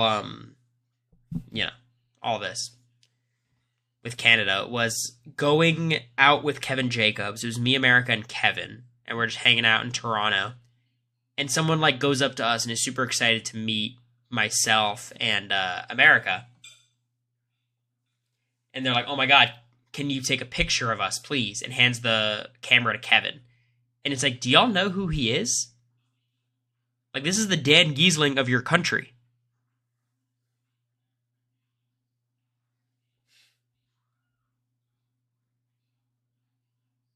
No, it's not that Bailey's King of the Two-Hole. Not that one.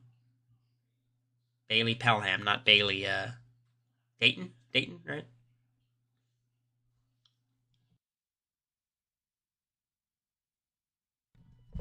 I would say BB Canada 10 is one of the best seasons of reality TV, like the TV show, I've ever watched. Thank you, Nicholas, for the gift. Happy Awanoy. You got what you wanted.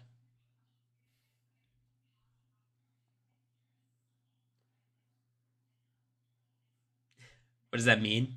Maybe you were just saying that you couldn't subscribe, but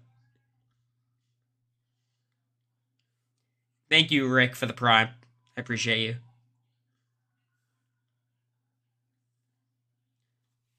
BB Can 10 triple eviction mess. It was a shit show. Who went in that? It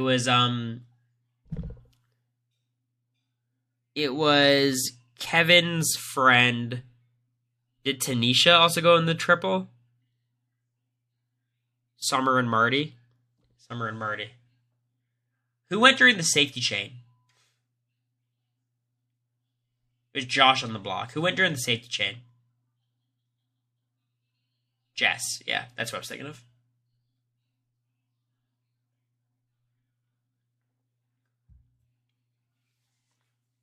You guys you want me to leak my Kevin Jacobs pregame conversation? Because that was a privilege. Being able to talk to Kevin Jacobs before the season was so cool. Because I truly had fallen out of love with Big Brother. Not for any real reason, but, it was COVID. I just stopped caring. BB21 was so bad. I watched BB22. It was so disappointing. So to get back into it, my brother's like, you gotta watch BB Can 10. So I watch it. He puts me in touch with Kevin Jacobs. So I watch a season, then I get to talk to him. I'm freaking out. And basically what he told me was like, my brother showed me a text conversation between him and Kevin. And it was like, so my brother might be on Big Brother. He's 21. And Kevin's like, fuck. And that cracked me up. I did not watch it live. No, not at all.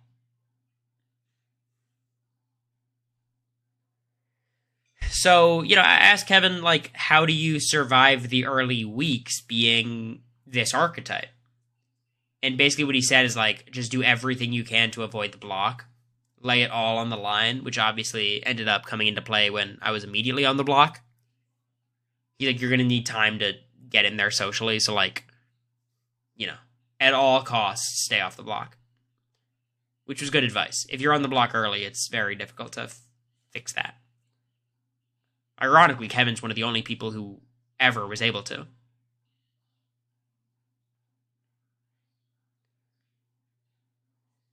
Is watching past BB seasons worth it?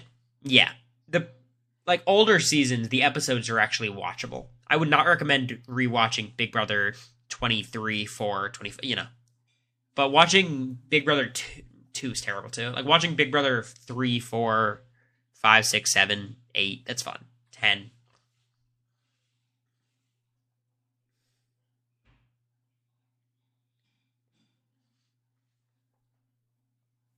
With people like Chana and Cedric, they usually have moments where we really say, God, they're just a kid. You never really had that. I think the difference between me, Chana, and Cedric is I am the youngest person and outwardly the superfan. I don't think Chada was viewed in that same lens. Like, that was Michael. Not Michael. BB23. Who was the superfan on 23? They didn't have a clear one. Tiffany was kind of a superfan. Chada was a superfan, obviously. But, like, was there a clear archetype? Claire, but even Claire is not a perfect fit. You know what I mean? Like, they usually have the very obvious nerd. But I don't think neither Chada or Cedric are viewed that way, where I was. Having the combination of the 21-year-old and the superfan nerd, I think, is a somewhat dangerous combo. And I think also the way I played the game was a little bit more aggressive, which does not mean better. Like, that aggressiveness is the reason I got 8th place. But I think it was hard to, like, infantilize me in the same way within the house. Outside the house, everyone was infantilizing me, but inside, I think people had a lot of respect for me. Feeds are down.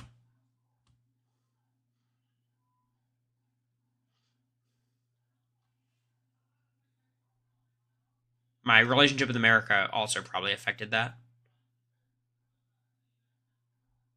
I do agree with that. Absolutely.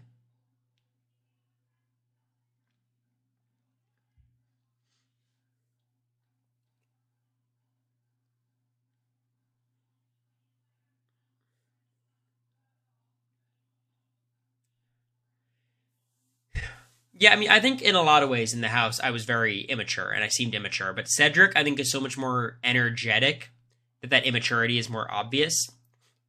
Whereas, like, since Chada and I were more, like, toned back, I think it was less obvious. What am I sipping on? It's like margarita mix. Or, I keep saying that. It's like pre-made margarita. Wasn't Ozza a super fan? Yes, she was. They had a lot of people who were, like, big fans. I will say, America and I were able to speak to Cedric on FaceTime. What a nice fucking guy. Like, I think it's extremely rare you get anyone on Big Brother who comes out of the house universally loved. And it's for a reason. Like, he's just a good guy. You could put him on, like, 9 seasons back to back, and he will never say a problematic thing. Just a good dude.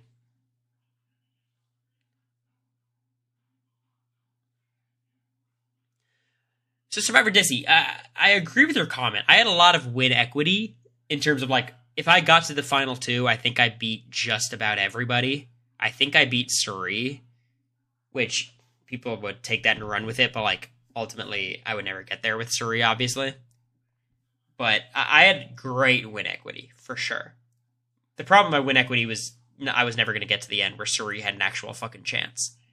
But I was viewed as, like, the strategic mastermind, even though I was obviously far from that.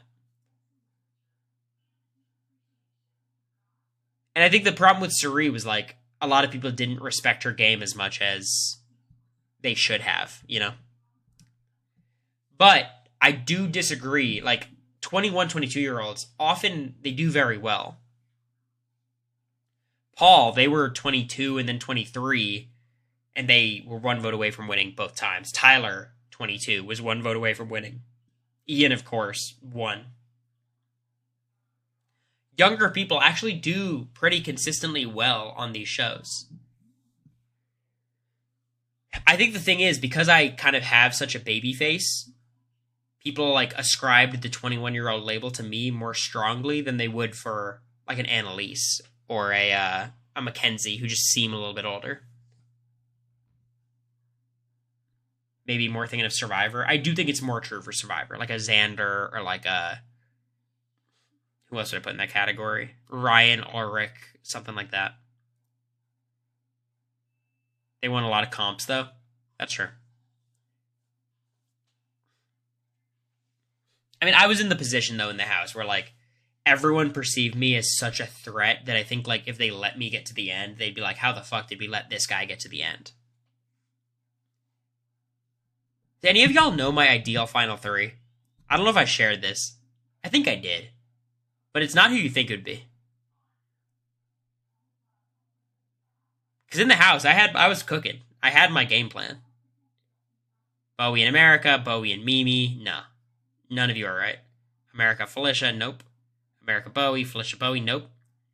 Alright, Plaza's the one who has it. It was me and America and Suri. That was the goal. That was what I needed to be the final 3. And this, you guys may say this is me way overcooking. And ultimately, I think there's okay, me, Bowie, and America makes sense as a final 3. The reason for that is I would take America, and I would try to get Bowie to take me. That would be the goal. But the fear is America wins and cuts me, because she beats Bowie. That was always my fear. Always my fear. No, this was in the house, Katie. Like, obviously, I wasn't going to be picky about who I got to the final 3 with. But the second that America told me her favorite player was Allison, my goal was get to the final 3 with someone that America can't cut me for. That was the thought. Because I knew she would do it, not just because she'd want to win. That's a big part of it. But also because she understands how fucking cool that moment would be. And the idea would be I throw part 1 to America, beat Suri in part 2, and then America's forced to take me. I would take America. It's over. Or maybe I would wimp out and then win part 1 myself and just study with America for part 2. But I really think I would have beaten Suri in part 2. Like, I don't know. would she have cut you in any case? I think America is a big enough fan that she would have cut me.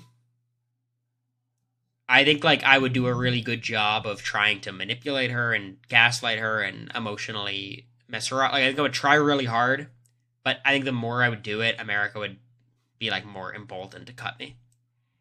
But I don't think, like, I know I'm contradicting myself. I don't think she would. But, because I think what I would do is I would convince her that, like, she couldn't beat Bowie or Foolish or whoever she's up against. If it was against Suri, I don't think she would have done it. I don't think she would have done it. But that was the plan. It was to get to the end with America and Suri, so in my head, it would guarantee the final two because Suri couldn't win part 1 or 2.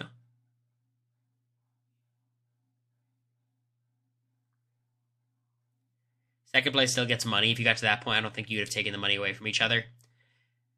I think you all like, America and I right now are so much closer than we were at the end of the season. At the end of the season, I think both of us were scared the relationship wouldn't work. We're very hopeful it would, but you never know outside of the house how things are going to shake. So I don't think that would have been a real factor. Like, when it came to Jared and Suri, I think they would never have cut. Like, if Jared was there with Suri and Izzy and knew cutting Suri meant winning, he would not have done it because it's just more money for the family. I think now if America and I went on the show and it was me, America, Bowie, one of us has to cut the other to win, I think we don't do that, so we just get more money in the joint account for the apartment. You know what I mean? I do think that's true.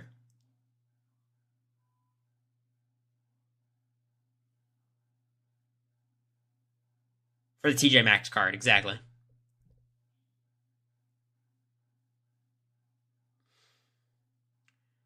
I'll tell you what, like, I think going back in the house with America would be really scary for me, though. Because I feel like I would be fighting such a ridiculous uphill battle. I don't know. I feel like I would have no chance if I went in the house with America.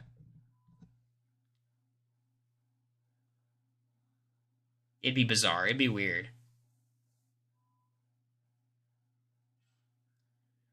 You have to weaponize your comp flop status. I've been working out a lot, and I'll be honest, 99% of it is because I want to be healthier. That 1% is be better at comps. It'd have to be other duos. Oh, yeah, for sure, but even still.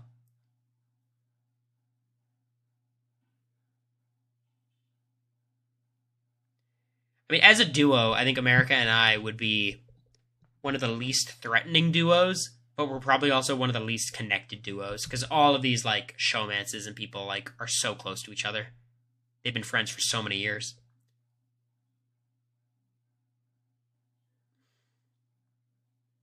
Y'all need to start networking with other BB duos. Let the pre-gaming begin.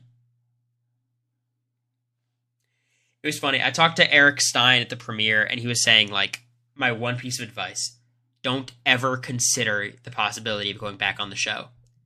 He was talking about how he was pre-gaming with Enzo for years, and I'm like, damn, that would have sucked. That's what the cruise is for, I guess.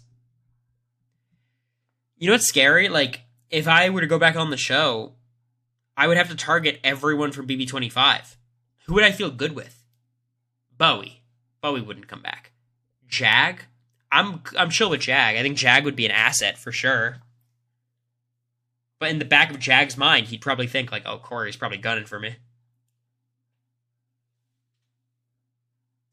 you think they'll invite BB26 to the cruise? If they still have to sell rooms, maybe. They'll get Tucker involved.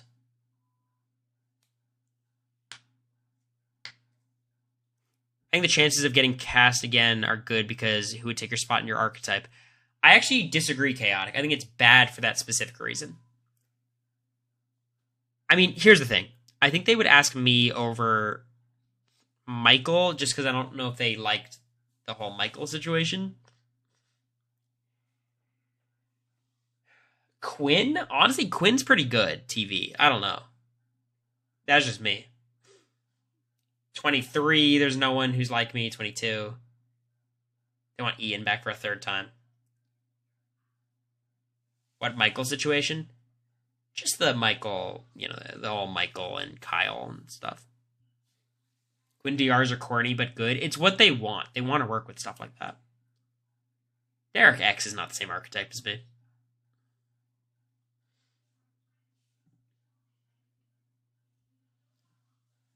I think production likes Quinn. I think production loves Quinn. Absolutely. And I think they should. I think he does a good job. He gives them what they want.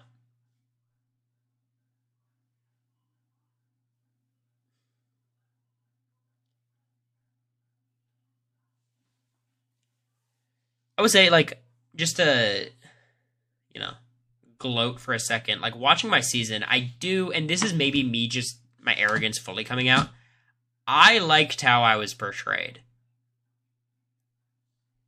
And I know a lot of people think my edit was not as, like, great, but I liked it a lot. I thought it was a very fair edit. I was a game bot, but I don't think I came across as rude. I didn't hate it.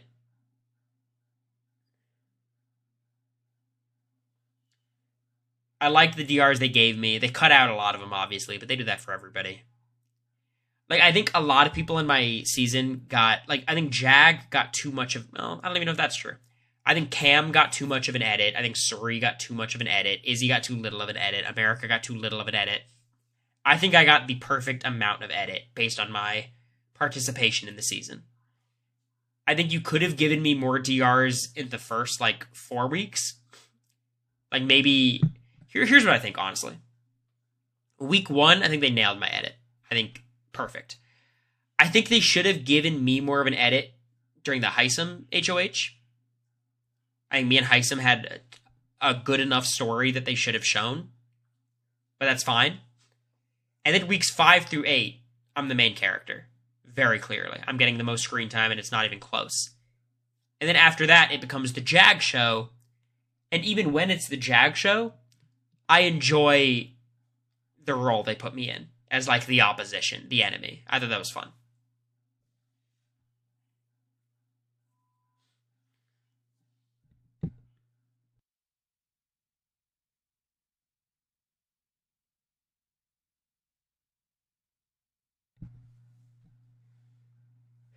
Your standing with production probably skyrockets if you and America get married. Nice one, historic. Ian McShane. That's the actor, right? Doesn't his movie come out soon? Don't Speak or something?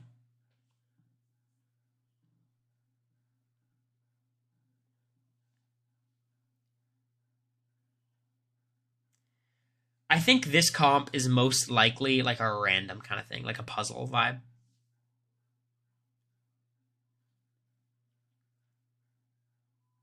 Yeah, we're just on stream till someone wins HoH. We'll talk about what that means and then get off.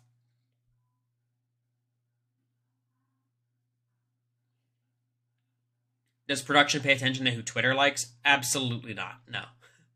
That plays no role.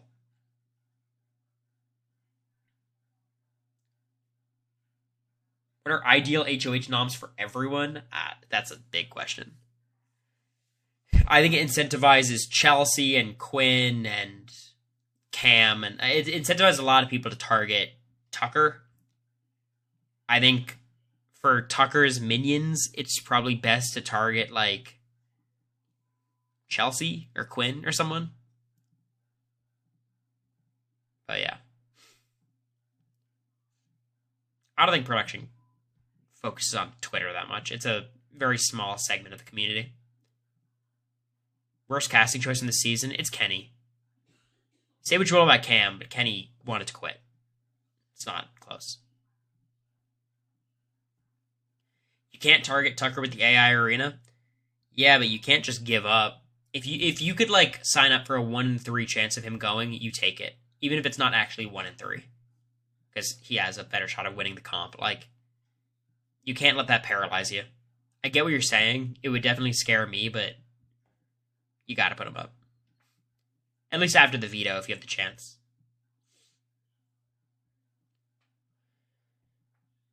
I was surprised how easy the AI arena was. I mean, it clearly wasn't easy, but then they just spelled it out to everybody. I will say, for me, on the season, all of my comp failures did not come down to nerves. It came down to a lack of ability. I was just bad. Like, I never got nervous like that. Like, when it came to the quizzes, I would perform well, and I would just lose because I was not good enough to win.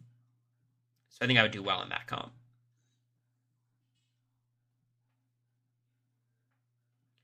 The safe move would be MJ. Yeah, I think so. These comps seem really difficult. I don't know if they do.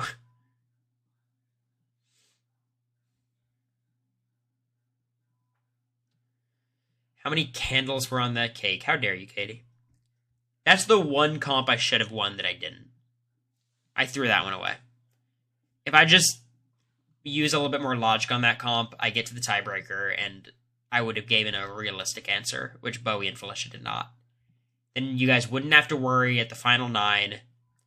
I'm kind of like, look, this is maybe a weird way of viewing it, but I'm low-key very happy that I didn't win that comp, because if I won it, I think I would have had a lot more regrets.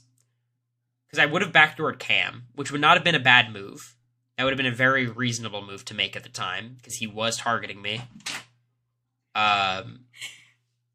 You know you've been drinking when you start talking about all the hypothetical. Was someone mentioned... You've been talking about BB25 for the last, 30 minutes. I'm out there like, uh-oh. America, they asked me how many candles were on the cake.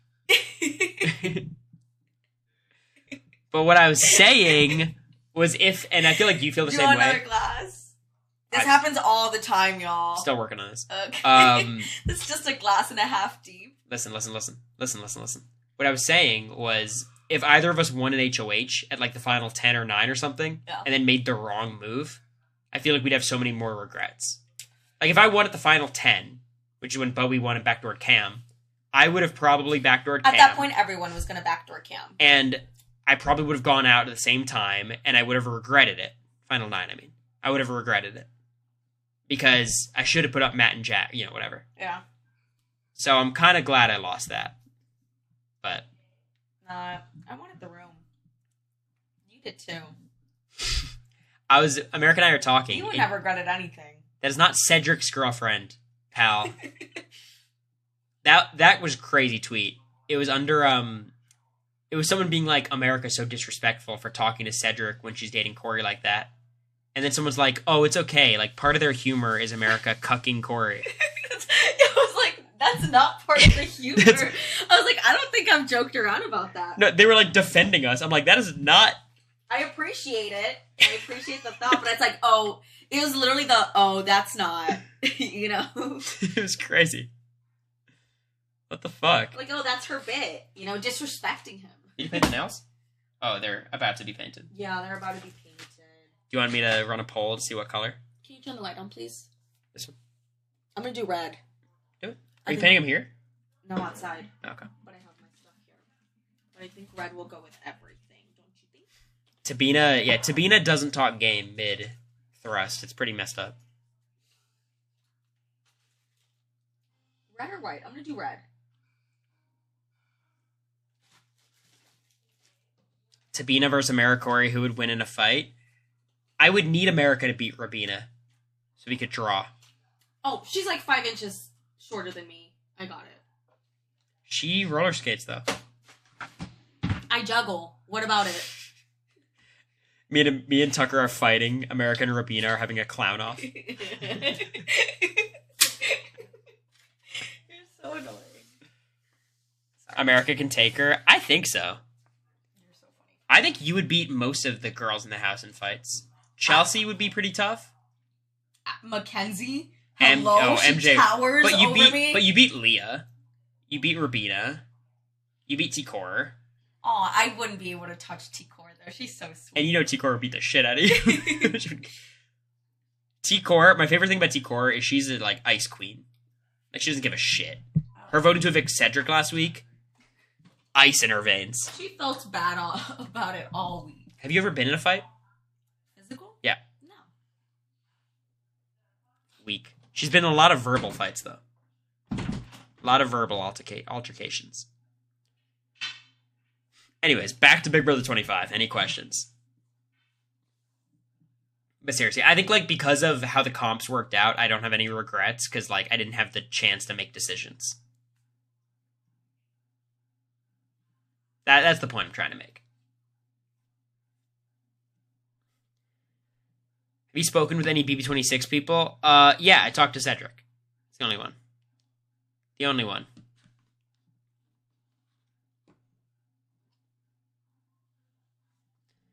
You're a bar fighter? No, I've never been in a bar fight. That was a story I built for casting and the house. It was a story I built for casting, and then Zach told me not to do it because he's like, they don't want to hear about you having any physical fights. That is a red flag. I'm like, you're right.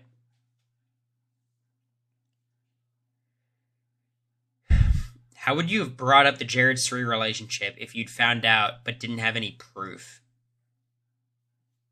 I mean, if I knew, in terms of, like, Jared told me, I don't know if that's what you mean by proof, but I'd probably just, like, ask questions about, like, you know, their backgrounds. You haven't slept for 3 days? I saw someone online who hadn't slept for 8 days, Evie. These are rookie numbers. When do you think the instigator finds out they won? I would be almost certain it's tomorrow. Almost certain it's tomorrow.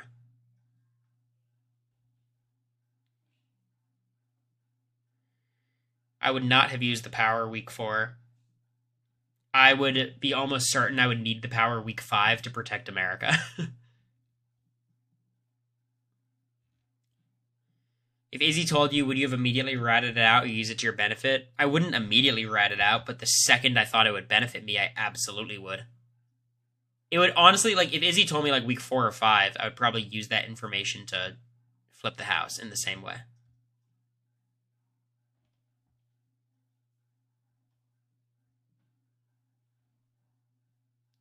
Yeah, Izzy followed Suri's Instagram, so. Yeah, Tucker will be the instigator. Yeah, I would absolutely do updates with Terran if he asked, or I guess if RHAP asked. But I don't expect it. Like, you know, they've got a lot of people wanting to do these updates. Having a spot a week is kind of crazy, but it's fun. It's not an overwhelming amount of work either.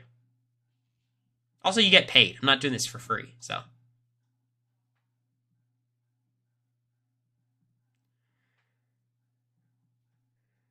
Yeah, I think, like, people who criticize me for, like, spreading too much information, like, there's a lot to criticize me for. I think that's not one of them. Like, it took me, like, 2 weeks to tell America about 7 Deadly Sins.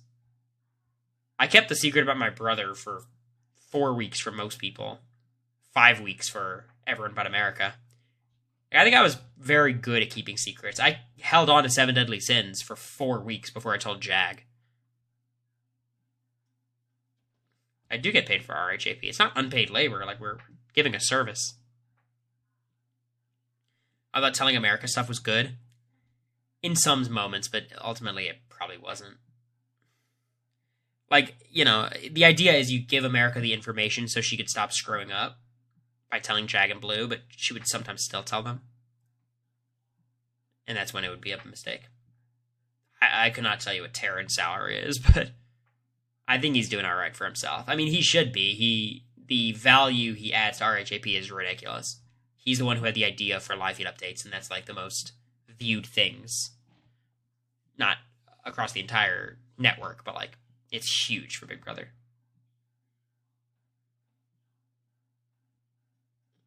Leah's not going to be the instigator, y'all. It's going to be Tucker. Maybe Joseph. Maybe. IMO, you should have been spending more time with America when she was having those convos with Jag and Blue. That's a new opinion. You should have spent more time with America in the house. I haven't heard that one before, but I do like it.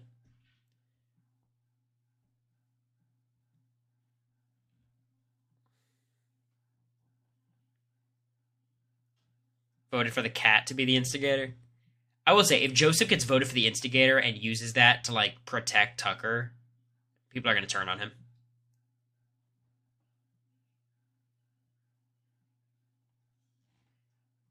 They just view a showmance is not the same thing as a close final two. Like, people did not view Matt and Jag the same way they viewed me in America, even though obviously Matt and Jag were a much bigger threat.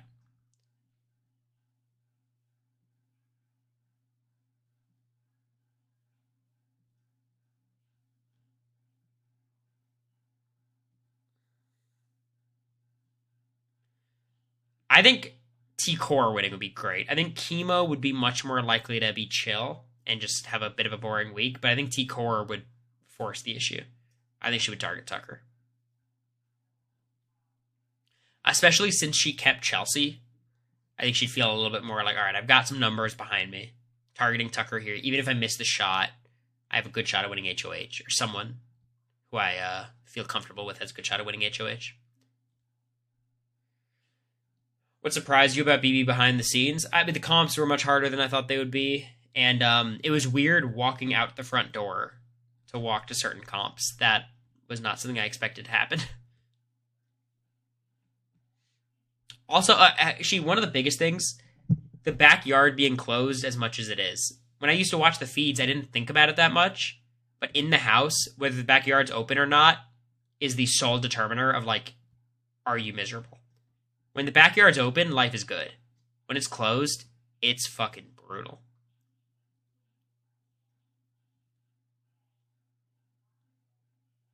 No windows for days. For me, it was just there was not enough space. It was so bad. Feeds are better when it's closed? Really? I feel like when the backyard's open, you get more people having private conversations. BB Comics is always a veto, except for my season where it was an HOH. Otherwise, it's always a veto.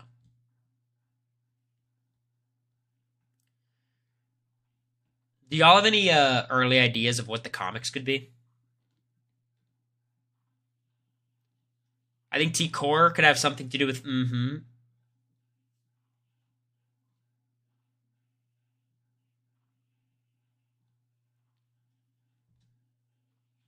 Batman. What are you doing here, Daniel? Y'all done with Valorant? How the game's going today?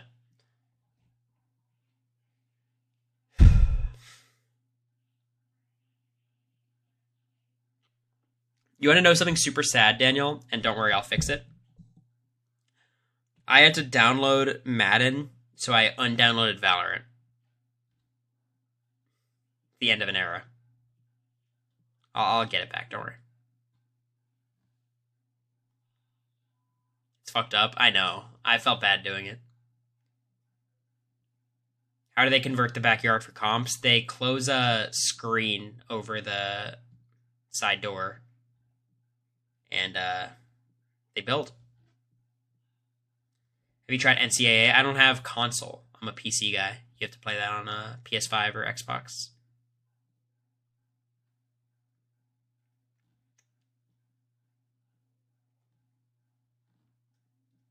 I was trying to get it though.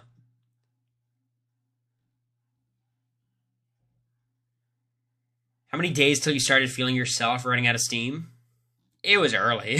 Like, I knew I was going to run out of steam after the first few weeks, but I didn't really, like, honestly, it was the second, it was zombie week. Like, when Jared put me on the block, that was brutal, but after surviving that, I felt more, I was amped up again, and I was like, all right, momentum, then I win the double eviction.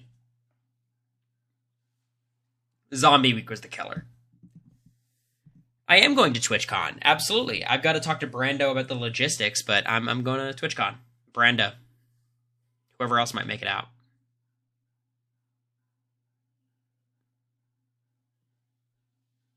So if any of you guys are in the San Diego area,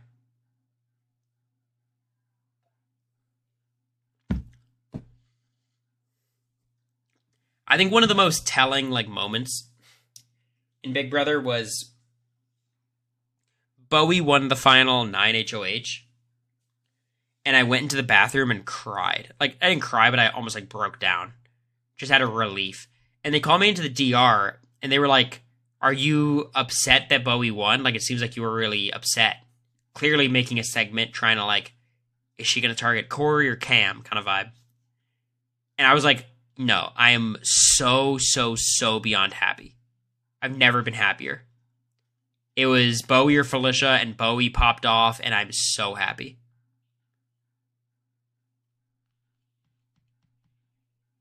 I was gonna cry. Like, I meant it so much. So, like, I think at that point, people were like, okay. That's when I think I passed the point of no return of like, oh, I'm gonna pass out. Yeah, I hope, Vanessa. I'm not planning on going to TwitchCon all 3 days. Like, you've never been happier. That's how it felt. Like, that is a euphoric feeling at Big Brother that I think most people won't ever feel, of like, someone wins HOH and you know you're safe. And I understand I wasn't fully safe on Bowie's HOH, but I was pretty safe. And in my head, I was fully safe. So it was a huge relief. Any streamers you want to meet? No. I'm the streamer people want to meet, you know? How long are you in San Diego for? There's no plans yet. It's going to be very expensive because we waited this long to buy stuff, but yeah. Bowie even said you were never going up.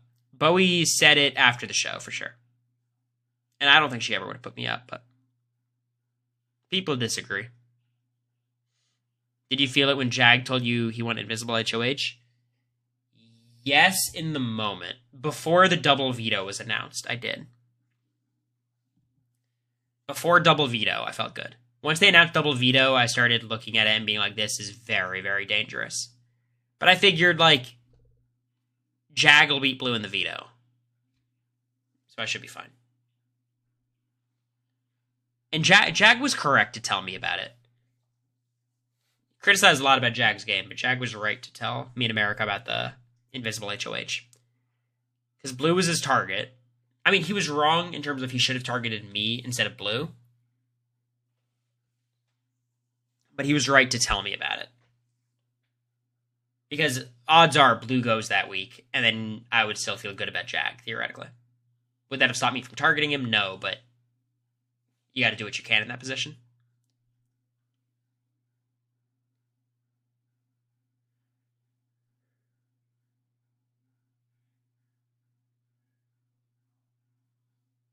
"40 minutes from Detroit."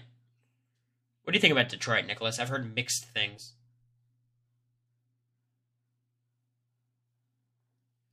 What did Felicia post about the eviction? Is it on Twitter? Is it Instagram?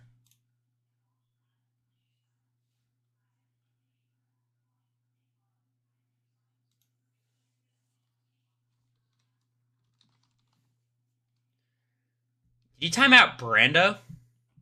I like that. Untime him out, though.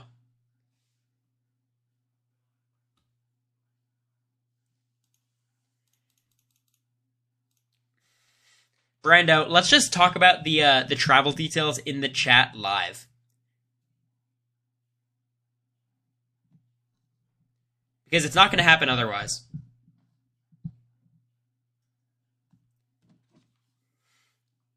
I'm going to text you right now, Brando. Can you just text me the dates I should come over?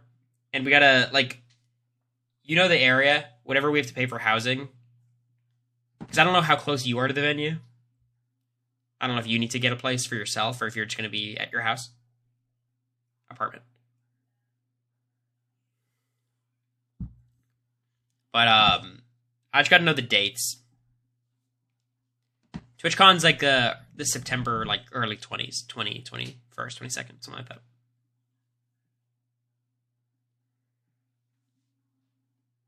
Two to 3 hours away. We'll split a hotel. That's good. I think Zach will come down. I'll call Zach tomorrow.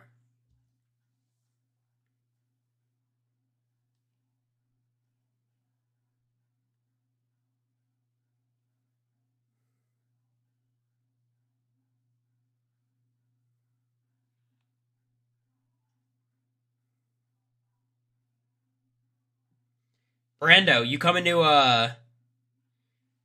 to Nashville for the Survivor event? Come on. You gotta. Official Survivor event?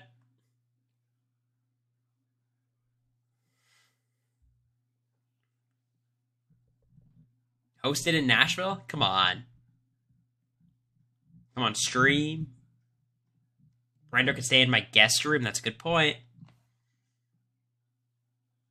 It's interesting. Is TwitchCon a weekend thing? DBZ, I can't express how little I know about it. I've watched it before, like, through other streamers, but...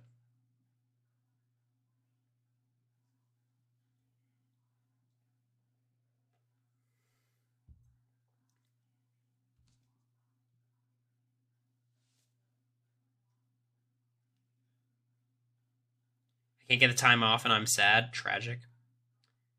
Well, fight for that time off. TwitchCon is September 20th, right?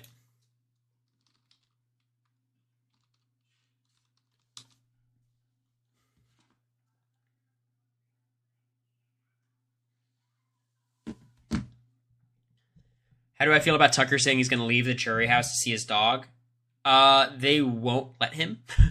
Like, and Big Brother, you can't quit. You could try to quit, but they won't let you. Tyler tried to quit. Kenny tried to quit. You're not going to quit.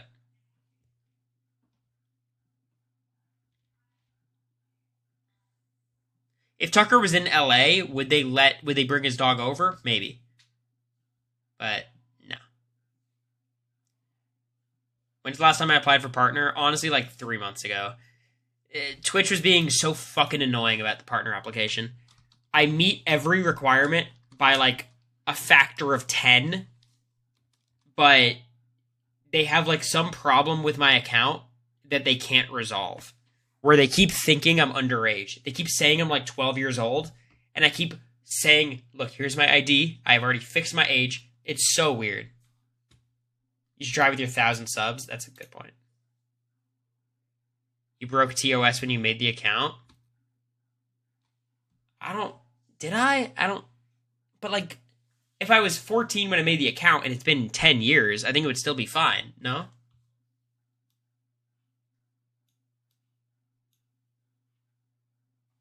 Get it fixed in person at TwitchCon? You think I should go to like the customer service desk? It's not a bad idea.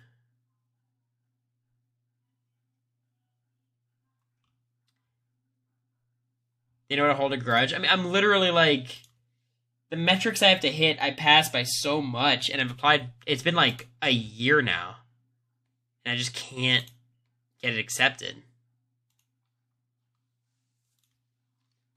I'm gonna apply right now on stream.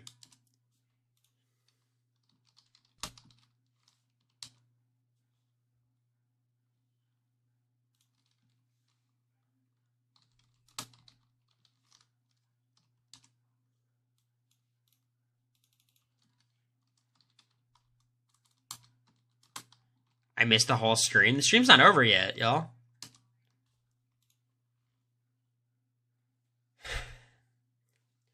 Brendo, if you're still here, when's your Shiny Marathon? Does that start soon?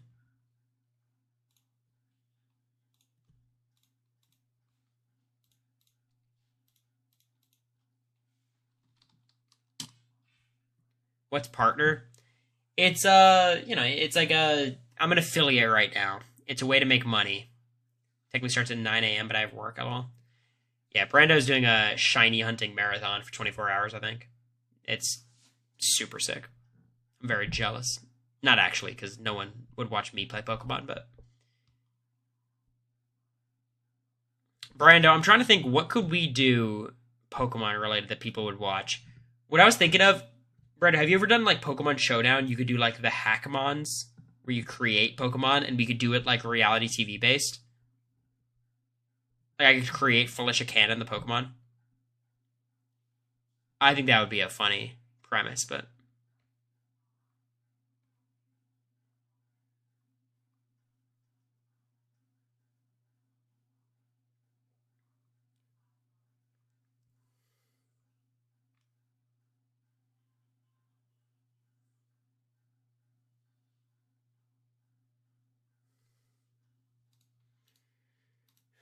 Okay, so details about my stream. My name is Cory Wertenberger. I was a contestant on the 25th season of the CBS hit reality show Big Brother. I have been streaming for about 10 months now.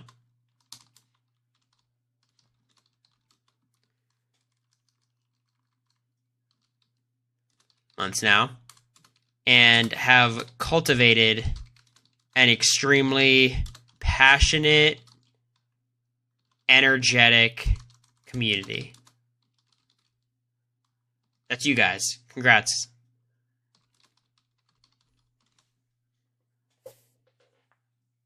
Nine months, I thought. I think it took me a minute to get subs. A cult following, you guys think is more appropriate?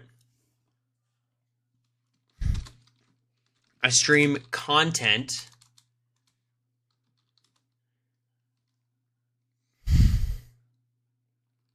about reality television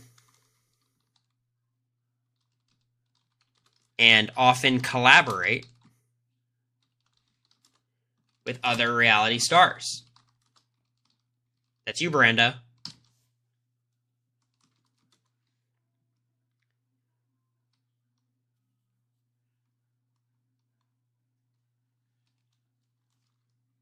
I am extremely proud of the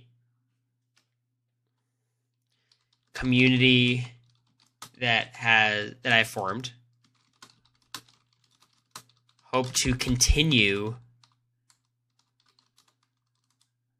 growing said community. I comfortably satisfy all partner metrics and have for years, months.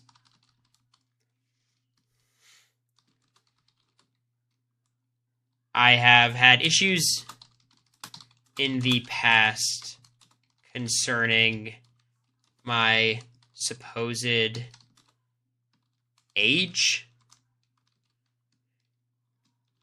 but I have repeatedly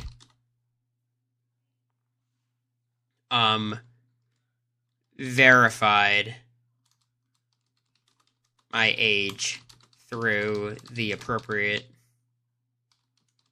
means. Parentheses, I am 22. I had to be 21 to even be on the show, LOL.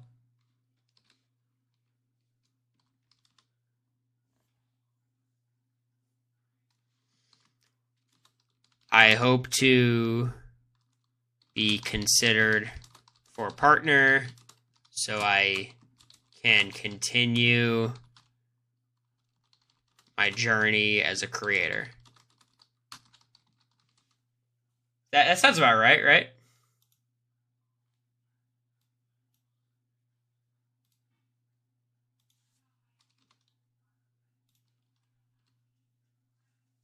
If not, I'm going to kick.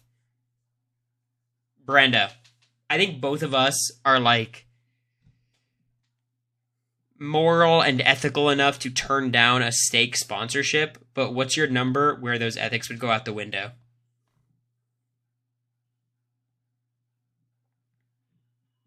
What's the number? There is a number. I know there's a number. What is it? 1 mil a year? Okay, if Steak is watching, my number is 999,999 a year. That's my number. Actually, I'd do 250. I would do 249. 249 and no less. Thank you all for manifesting my partner application being accepted.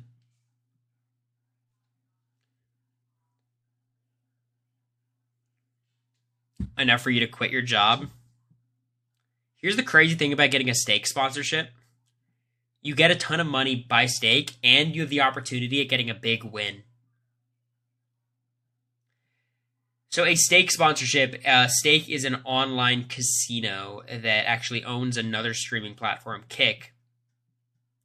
And they pay streamers like millions of dollars to basically gamble on stream with fake money or money that they're given by stake. And the idea is to get their viewers addicted to gambling. Yeah. No, a stake sponsorship would be crazy. If we got like a Ruth's Chris sponsorship, an Angus sponsorship, 90% of gamblers are one bet away from their big win. That is true.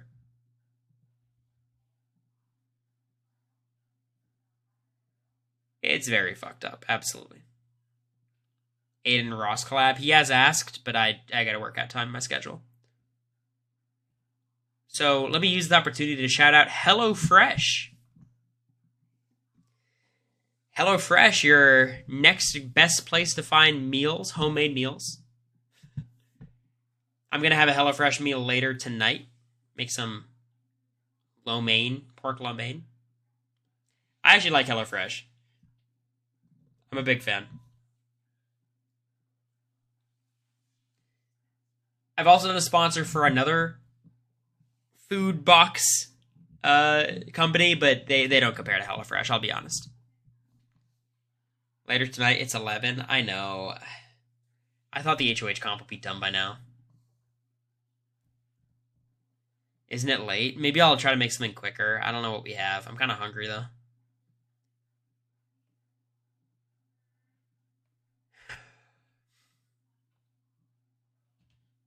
Slots are definitely evil. Anyway, shout out to FanDuel. Yeah. I will say, like, I would never promote a gambling website. That shit is way too addictive. Like, even sports gambling, that shit's just as bad.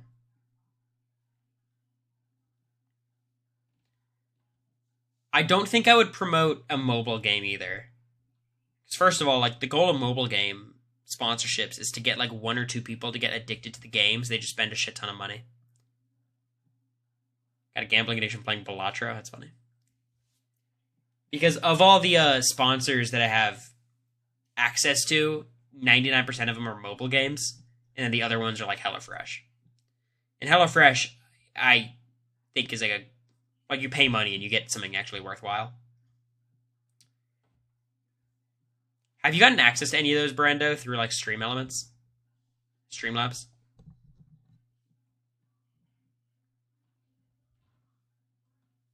AFK Arena, yeah. You get emails all the time. The sponsors have been good for me, Brando. HelloFresh and Factor. You know, stream enough for it to be worth it. I think reality TV audiences are more giving than the average Twitch streamers, if that makes sense. And also, like, I don't know. You already do your cooking streams. I don't think it would be a terrible idea. Could you do a Clue sponsorship? I have a lot of Uno sponsorships I can do. It's half my streams for a month. That is true, Brando. I guess the difference between me and Brando is Brando works a full 9 to 5 paying job. Whereas I don't currently. You could just play the mobile game and talk about whatever you want. Y'all, I appreciate all of you guys watching me. I don't think it's fair for me to use your time to have you guys watch me play Ant Legion or Age of Dragons or something. You know what I mean? I think I might take a Roblox sponsorship at some point when we're doing the, monthly eviction notice game. Why not? But I don't think I'm ever going to take a sponsor that makes me go out of my way to, like, do a shitty stream. I want you to get paid, Cory. I know, but the reason you guys like me and want me to succeed is because I don't force sponsors down your throat. So I'm not going to do that. Bloons Tower Defense sponsorship would go hard. I would accept that in a heartbeat. Just as a fan. I'm a big Monkey Apprentice user. Anyone in the chat who knows Bloons Tower Defense, what's your go-to starting tower? I like Monkey Apprentice. I do the Phoenix route. I love Glue Gunner. It's one of my favorites. When I do Super Monkeys, I do the Robo Monkey route, not the Sun God. You guys like tack shooters? Okay. Boomerang Monkey. Be fucking for real. The Balloon Chipper? Damn. Sun God O Beetle, bro. I don't like early ninja. I do like Sniper. Sniper's fun. Yeah, Marvel Strike Force. I do have a lot of Marvel Strike Force sponsorships, hey bub, that I could take. That is true. I guess you're humble, but mobile games deserve their money taken. Chaotic, you understand the reason mobile games would be willing to pay me is because by playing it, one of you 333 motherfuckers would download it and then spend like $100. I know you guys think you're above it, but you're not. They're not paying me for no reason. And I'd have to be on here saying, please download this game, it's really fun.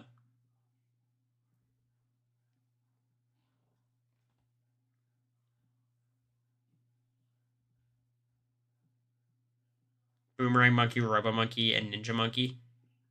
Well, you gotta have the banana farms. The monkey villages. Come on. What are we talking about? Which one of us do you think would be the victim? I think Hey Bub has exhibited the most signs. Maybe Rune Queen. Anyone who has a lot of disposable income. Never spent a dime on it. The one mobile game I played a lot of was Madden Mobile. I went kind of crazy. Now I just spend all my time doing the New York Times mini archives.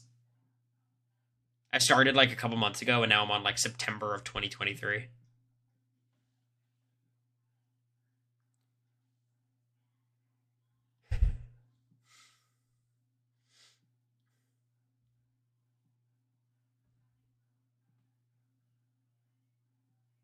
I'd be a victim. Yeah. It's so funny. So like basically all online journalism, not even online, just like journalism firms, you know, papers, Washington Post, Huffington Post, Miami Herald, things like that. They're all dying except for the New York Times. And I think a lot of people point to the New York Times as an example of like, look, media's not dying or journalism's not dying. But it is, and the only reason the New York Times is doing well is because people pay for their games. It's actually very funny. Like, their little games is keeping journalism alive. I did do Ultimate Team. That's all I did, Steves.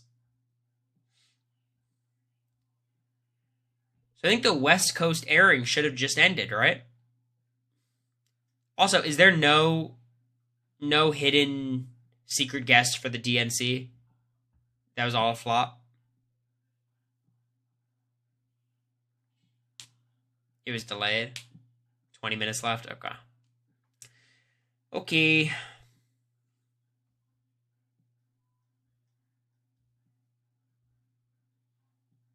TMZ lied. Okay. What is a DNC? Democratic National Convention. You Australian. Get with the program, Ned. Can't handle the heat, get out of the kitchen, you know?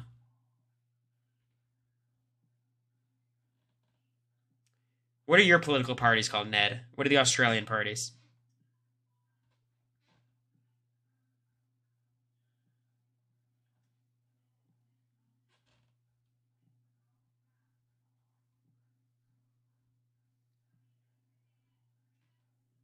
You thought you cooked with that? Tell me your parties. I need to know. I feel like every country has the Labour Party. Labour and Liberal. That's weird. I feel like Labour you'd think of as the Liberal Party. Which one's conservative? I assume Labour has to be the more liberal, and then Liberal has to be the conservative one. Right? Liberal is more right-wing, Labour is more left-wing. They have ranked choice voting in Australia. Weak. Classic non-American behavior. No winner takes all, first past the post. Pathetic. Whoop.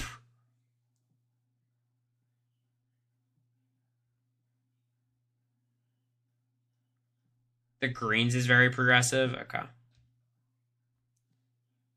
What was the team Bowie cheered for? The Sydney Swans. Go Swannies! That's my dream, to go to a Sydney Swans game with Bowie. Go Swannies. We're talking about House of the Dragons. I thought the same thing, Heidi. Geelong. I think, no, I think it's like American football. Cindy Swans are an American football team. Cindy Swans are fine. Okay. Is Bowie still a judge? She was never a judge. There's just that one picture of her, but she was a barrister, which is like a lawyer outside of the U.S. They have that same role in the U.K., which I assume is why Australia has it, because Australia derives all of their culture from the U.K. Not all. A lot of their terminology when it comes to government.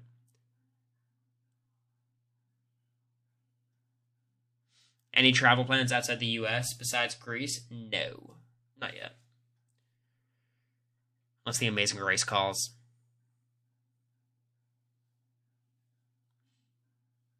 Sydney Swans are greater than Sydney Sweeney.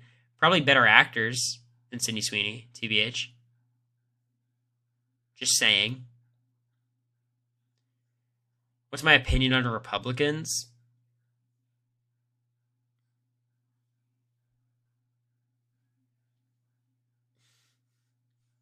Really?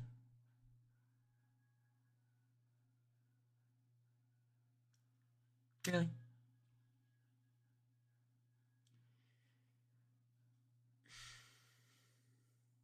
Political answer? No. It's like here's I guess where I stand on it. Like, a vast majority of people, not Republicans or Democrats, a vast majority of everybody, their political affiliation, their preferences, their views is 99% dependent on the area they grow up in and or their parents, their upbringing. So I try not to hold it against people who are like Trump supporters, or like, I'll judge them for their beliefs, but I'm not going to act like if I grew up in a Trump household, I wouldn't be the same. You know what I mean?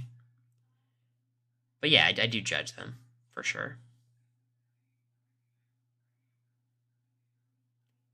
Like, I think you should hold it against them. I get that, but like, I think it is a vast majority of people like don't care about politics that much, so they just grow up in their hometown and then just ascribe to those beliefs.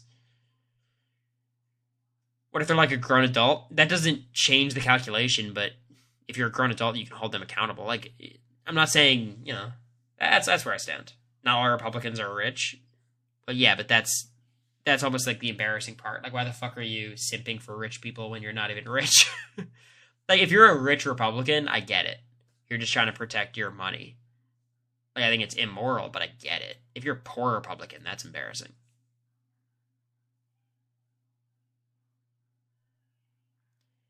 I hear you, Nino, but I think people in this chat, people on Twitter, are probably more politically minded than most people. How many subs do you become a Republican? If I get to 5,000 subs, it's going to be hard for me to push for higher taxes. Republicans and Democrats have rich people. Of course, but like, there's a reason why most companies and the CEOs and Fortune 500 CEO, like, they're all Republican.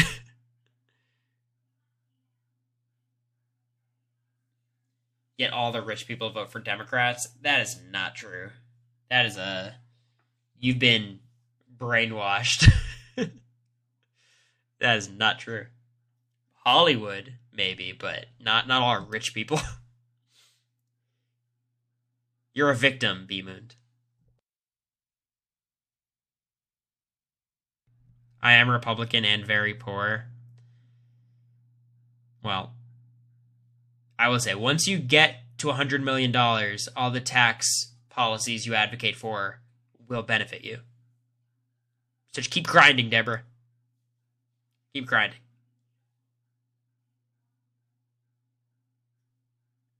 You'll get there.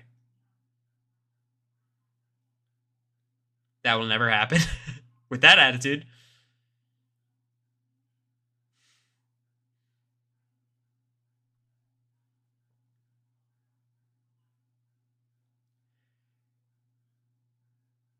Look, the way I see it, Democrats and Republicans, all of their Twitch primes give me the same amount of money. So.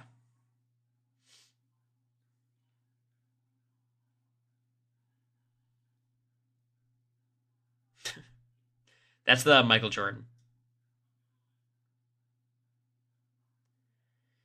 An album to listen to? Listen to This World Is Weird by TK Maidza. This World Is Weird 2 by TK Maidza. Let's make a HelloFresh on stream tonight. You want to kill me, Angie.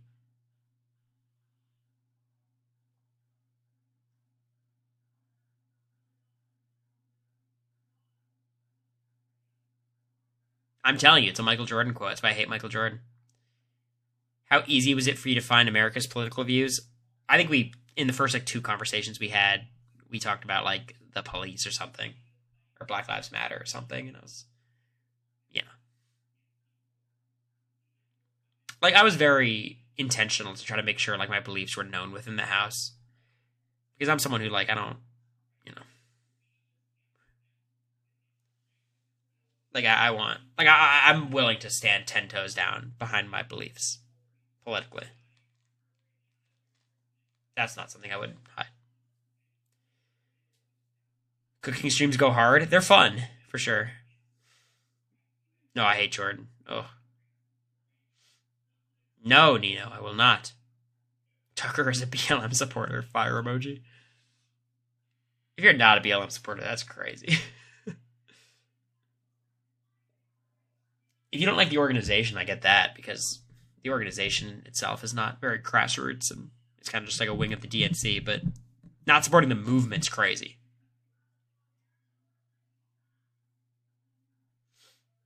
Two people on BB2? Are you talking about Bunky and Hardy? I mean, Dan did it as late as like BB14. His goodbye message to Jen was like, I've never met a lesbian before. And it was like crazy. It doesn't feel like it was that long ago. Have you ever heard of the Grilled Cheesery? Of course I saw about the Grilled Cheesery. I love the Grilled Cheesery, Jerry. I used to go there all the time in college. Bunky and Kent. Did I say Hardy? Not Hardy. R.I.P. Kent.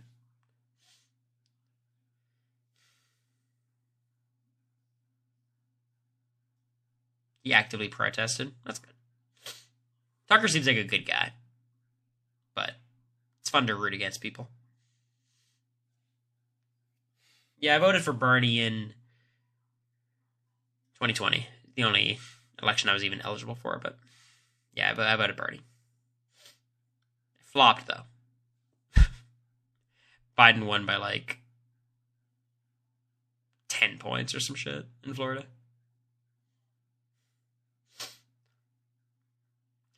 Who fits Jag's archetype? Jag is not an archetype. They after Jag won, I feel like it almost made the chances of them casting another Sikh Punjabi person on BB26 to like 0. And frankly, like I don't think their casting department is that. I think they would just not cast another person with a turban for a few seasons. Not that they would actively do that, but I think like, But I don't know who Jag's archetype would be. Maybe Cedric? Maybe? I don't know.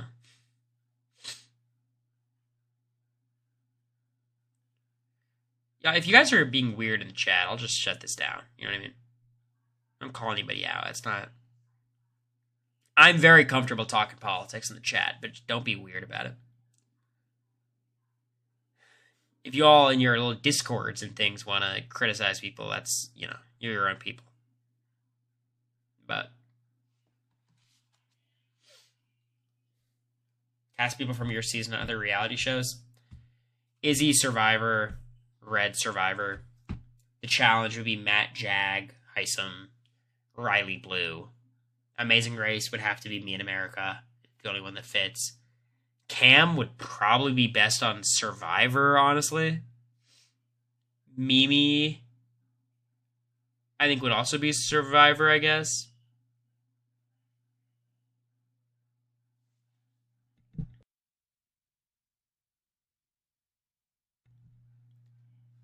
Suri, Felicia, Amazing Race would be good. I mean, Izzy, Suri would be good, too.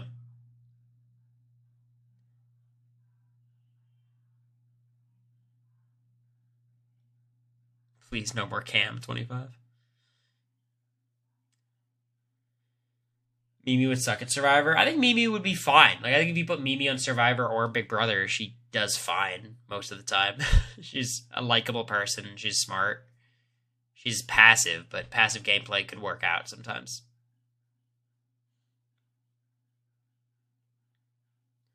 I think America and I would get washed on The Amazing Race, but it'd be fun.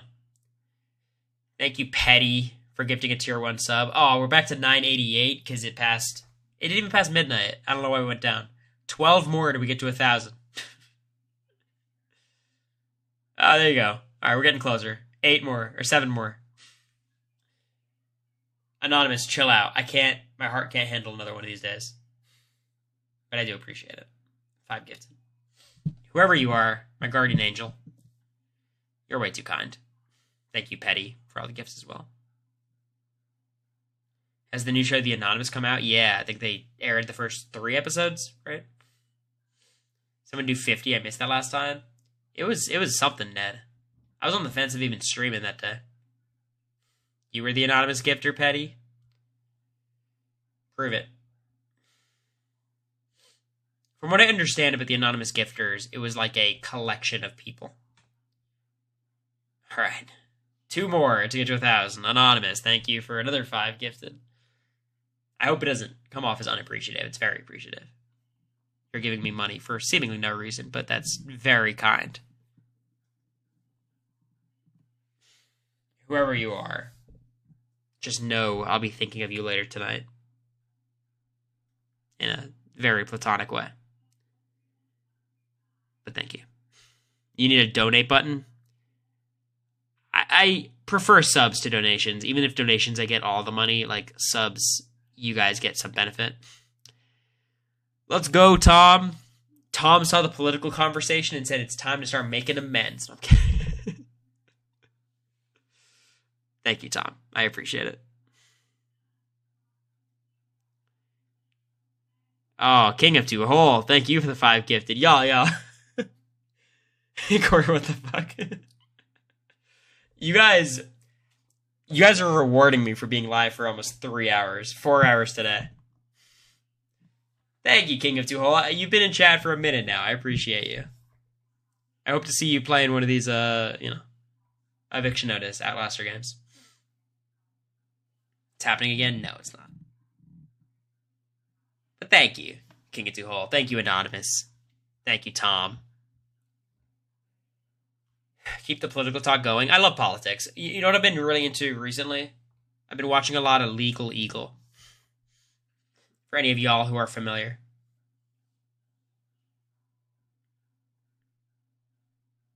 Thanks for the gifters. I appreciate all of you. King, Anonymous, Tom, Petty.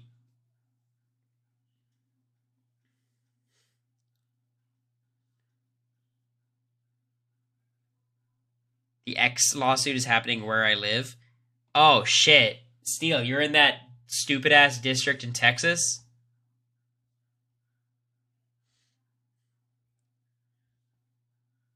Where, like, it's like the ridiculous judge. So, if you guys don't know, Elon Musk is an idiot. And he bought Twitter. And no one wants to advertise on Twitter because it's a fucking ridiculous brand risk because the site's full of, like, porn and videos of people dying and white supremacy and blatant racism, the N-word, like a ton of stuff. And then he's suing this small nonprofit that their job is, like, grading different like social media sites or different like websites of how brand safe they are and like imposing standards on those sites to like for them to become more brand safe so sponsors want to buy into them or buy ad space on them. And no one wants to do it on Twitter, and Elon Musk is suing that nonprofit because he's like, oh my god, they're using like an unfair version of collective action against us. And the company is tiny, the nonprofits, they had to dissolve, and all the right-wing idiots are celebrating it as a victory.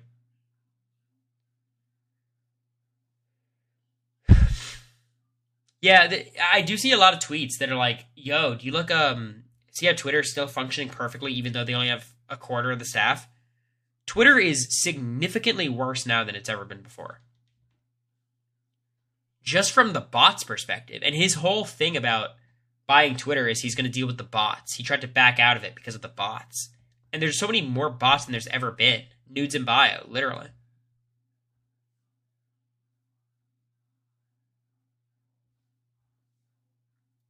There's just so much porn. So much, like... What pisses me off more than the porn is, like, the clip farming. Like, you know the posts, or, like, the clip farming, the interaction farming, engagement farming, where it's like, oh my god, you won't believe the leaked video of this person. And then under it is just a million things of porn. It's just so lame.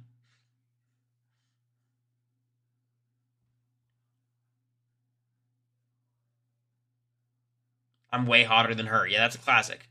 So dumb. Prioritizing verified users in the replies is also insane. So bad for the platform. Honestly, the BB26 hashtag getting spammed by porn is not worse than the BB25 hashtag being spammed by Hebrew. I don't know if you guys were there for that. What the fuck was that about? Like, preseason, I would try to, like, look at the BB25 stuff, see if there's any news, and it would just be this dude writing Hebrew.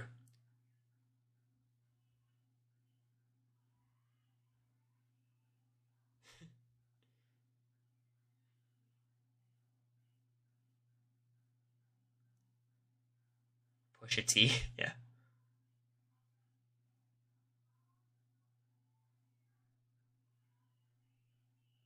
Have you considered speechwriting career in politics? How does one even get that gig? I don't like the idea of speechwriting in politics because 99% of politics is speaking and advocating to a broad base, and I don't like doing that. I like specific, like writing for a specific audience. When you're writing for a broad base, you have to be so conservative, not in terms of like ideology, but in terms of like your writing. 2 more subs till we get to 1,000, y'all. Honestly, fuck it. I'm really satisfied with 998. I'm satisfied. No more. Anyone who gifts anything is going to get banned. So.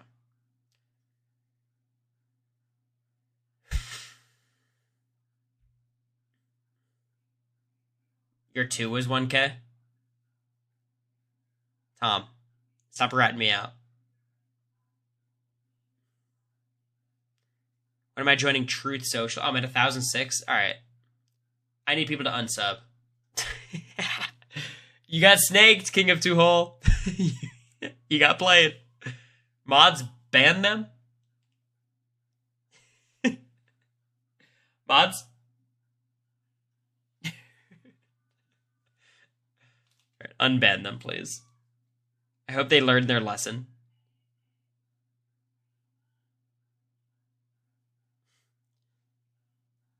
Thank you, King of Two Hole. Night, Ian. Which is definitely not your name, but good night. Kelly with the 5 gifted. Ban them.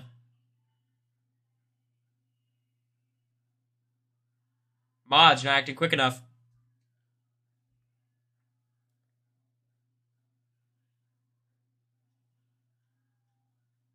Mods? Thank you, Tom. Alright, unban them, please. Steebs, thank you for the gift. Mods? Mods! Thank you.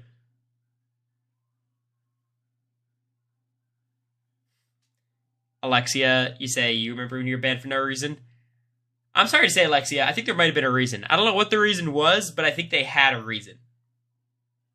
But I'm glad you're back. Thank you, Kelly, for the sub. Don't ban them this time. This is a personal sub. That's allowed.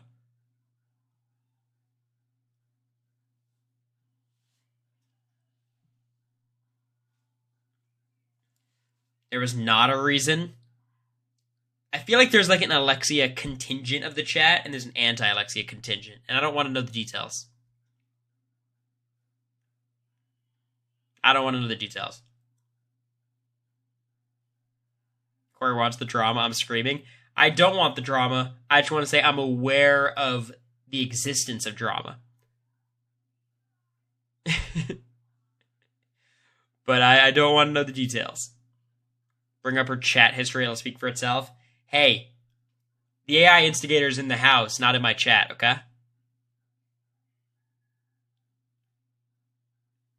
He bamboozled us. Well, so the number I see is different from you guys. It's actually 5 subs till I'm at 1,000. There's a delay.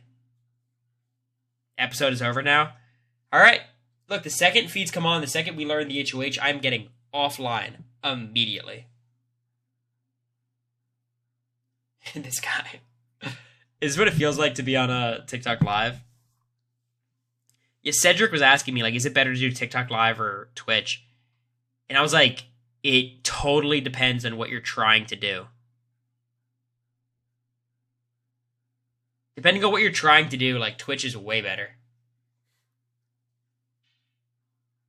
But if you're just trying to casually, you know.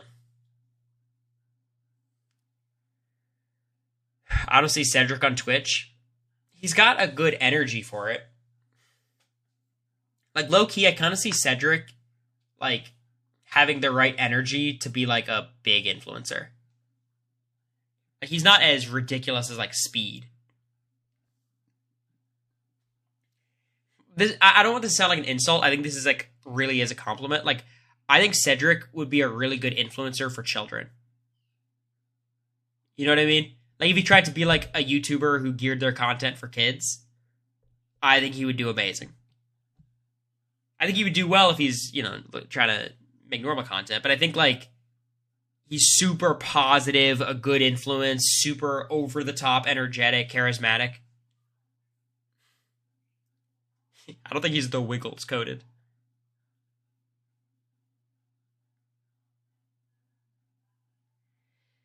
Would they do a double eviction in 2 weeks where the first evicted... That'd be funny, because that'd be lining up with our event, theoretically. I think they're going to end AI Arena at the final 9. So I think final 10 will be the final week of the AI Arena. So we'll have 2 more weeks of it. And then we'll have an eviction at the final 5 or 6. I think that is the most likely outcome. We'll have 1 double eviction towards the end. AI Arena ending at final 10. That's my suspicion. Blue is on Twitch now. Has she streamed more than once? Has she done a couple times now?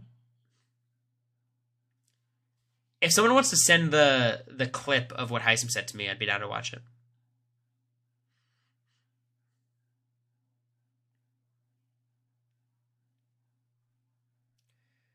What's her Twitch name? I don't know.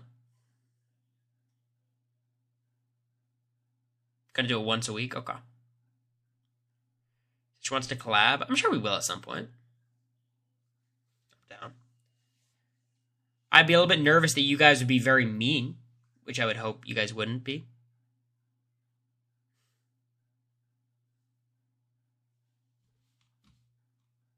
Thank you. Thank you all for the clips. I got it.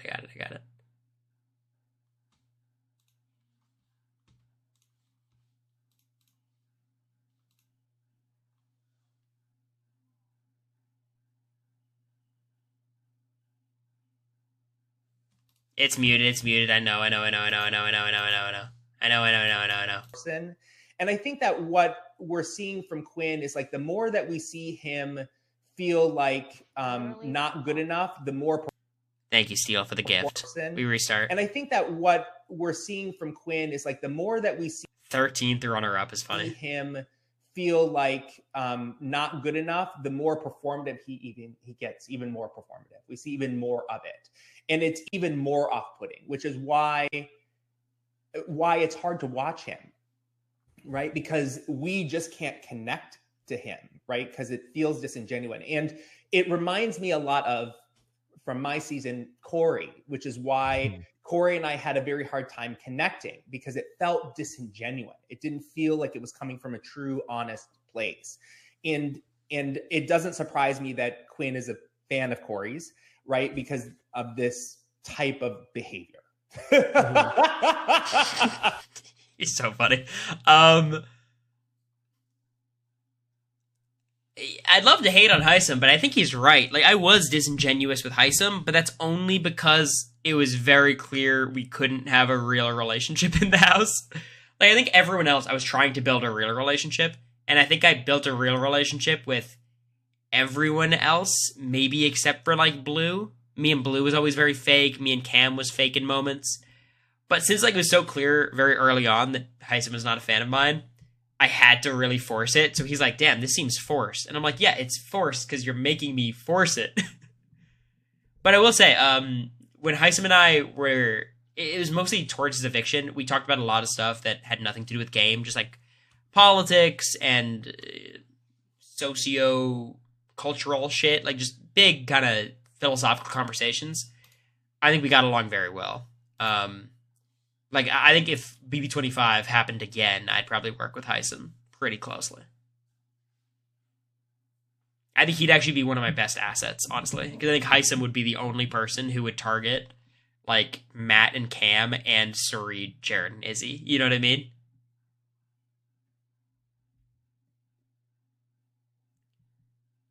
The more I think about it, he would be my, like, final four.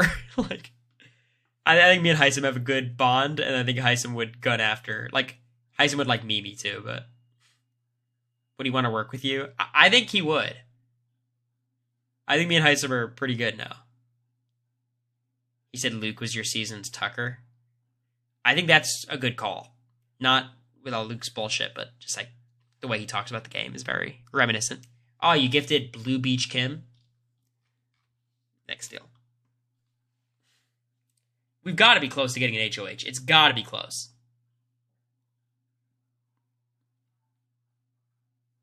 Luke was weird. Like, obviously, he's, like, if not racist, super ignorant, at the very least. But he was a weird game player. Like, I think he goes on every season and he's out, like, first 2 or 3. But talking game with him was unlike any other experience in my life. They're still trying to figure out the puzzle. Yeah, they're doing the AI arena again.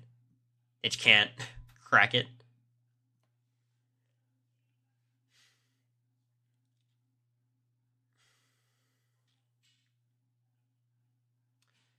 Yeah, look, I think my instinct is he's ignorant, not racist, but when you double down on the ignorance, it's hard for me to have a takeaway that's not you're racist. You know what I mean? Like that's my problem. I can't believe I'm clicking on Steel Cage's stupid fucking link.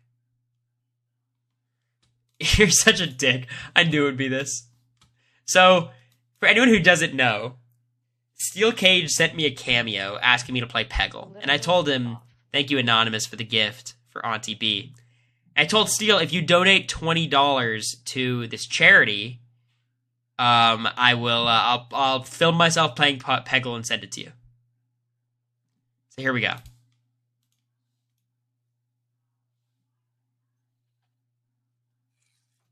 Fuck!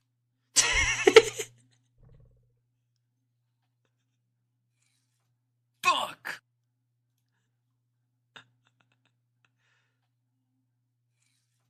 Fuck!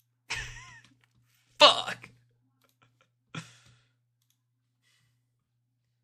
Apparently Tucker never contacted Cody for advice, and it shows. It absolutely shows. The cameo was like a minute and a half, and then I filmed myself playing Peggle for an hour. Because the game is good. I knew the game would be good. I've heard great things, but it is a fun game. Even for you all who are not gamers, I'd recommend it. It's a very low-key, chill, fun game.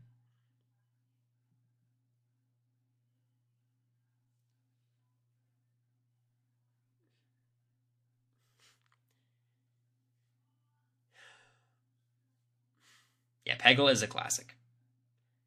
Are there not newer versions of Peggle? Because I was surprised when I bought Peggle and it was like 2007.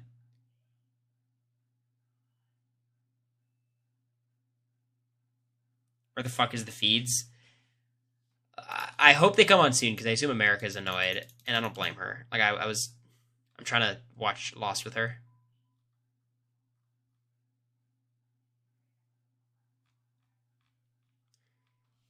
Can I give a Peggle 2 wasn't good? Okay. Peggle 2 is a meme. Can I say something that I think is going to be a hot take about Survivor Season 50? It's going to be a hot take. I don't think you guys will like it.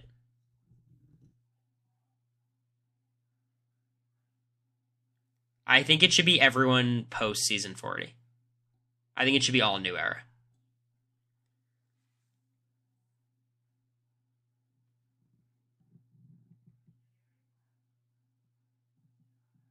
Everyone hates it. Some people agree. I think it would be... Here's my dream. My dream would be Season 49 is all new era, and then Season 50 is like... But that would be weird. They would never do that. What I like about it is everyone post 40 has like a specific vibe. The casting had like a paradigm shift. And they all have relationships and pre-gaming. It would be such a shit show, and I think it's just not going to be fair when you cast Season 50 and then you put Vesepia on it, and Vesepia has no fucking chance. You know what I mean? I want, like there's some people, like Dominic would have a really tough time, I think, on a new era thing. Christian Hubicki, I think, is stuck with it.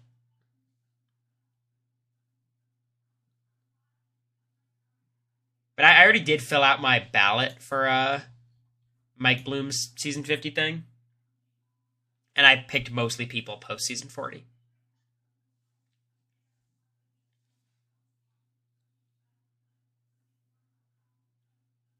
Here's what I will say.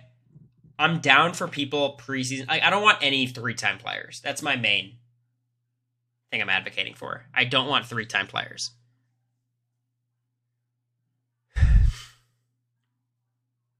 I want people on their second shot. I think they should virtually ask every winner back of the new era. Like, I think Marianne should definitely come back. I don't know about Erica. Like, I could go either way.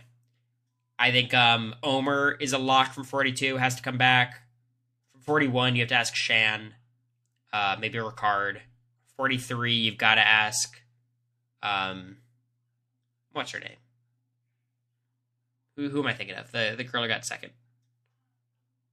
Jesse, obviously. Cassidy, obviously. I think you could ask Owen back. That'd be fun. 44, you got to ask Carolyn back. Mileage varies on Carson. I want to see Dee again. I want to see Charlie again.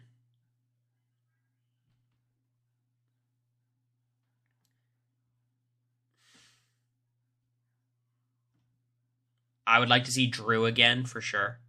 I was a big Drew fan.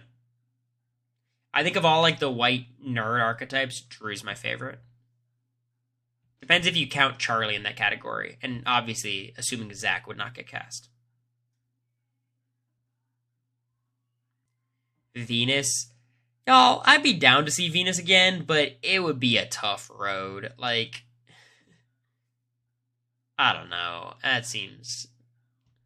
I don't know how much runway Venus would have. I would not want to see Q back. I would not want to see Q back. I think Q is the exact type of person who, like, we got a great season out of them, and I don't want to see it again.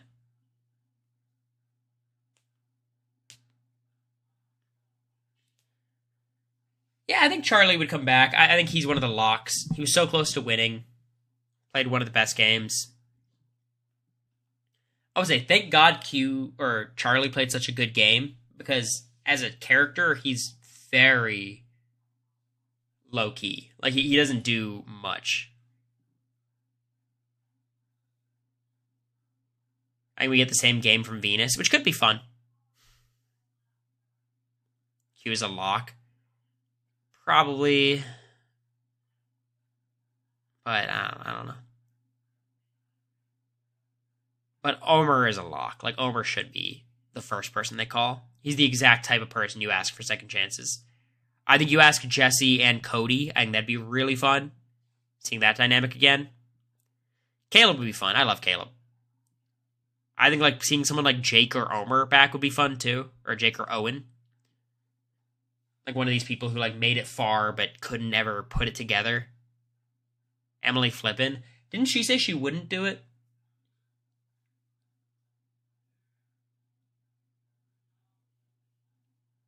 I thought she said she wouldn't do it again. Did they ask Jonathan? Honestly, if you're gonna ask one of those people, like one of the comp beasts, I think Jonathan's the guy. Because he is so much more of a challenge beast than like anyone. Like an actual force. I would take Jonathan over Hunter. IMO. Jonathan was on season 42 with Marianne and Omer and them. I think 45 had the best cast of any of these. 45 or 42. It's funny, like Drea would probably be on if not for all the postseason shit.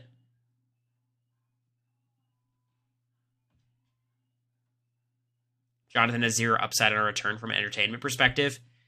Does he have less upside than like Joe Anglim?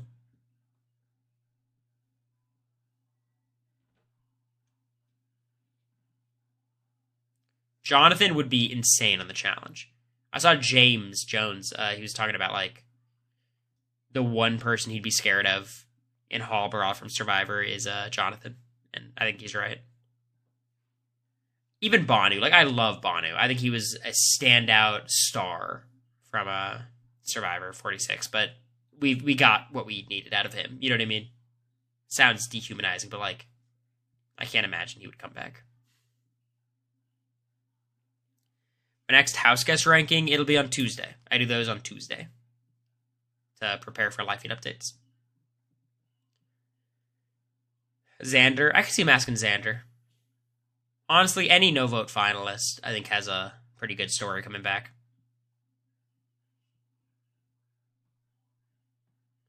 Tuesday, I do the player rankings, and, you know, all that stuff. Jelinski, I could see him asking Jelinski back, straight up.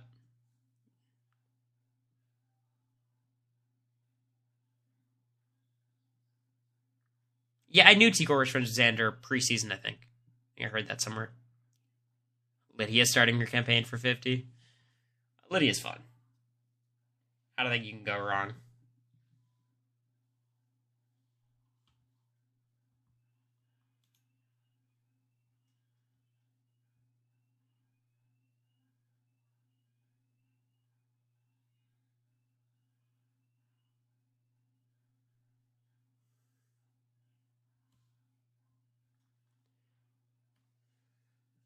Still nothing? Oh my god.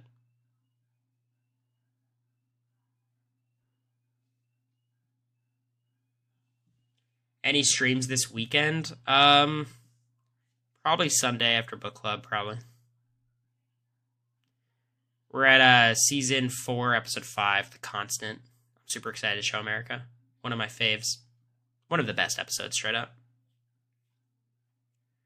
T-Core won, but feeds aren't up yet. MBR, I'm almost going to ban you for lying in the chat.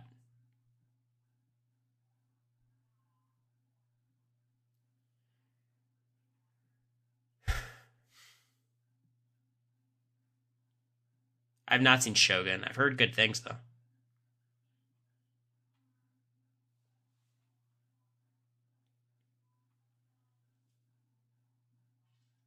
T-Core winning fucks up her game. I don't think so. I think T-Core winning's fine. I get what you're saying, but...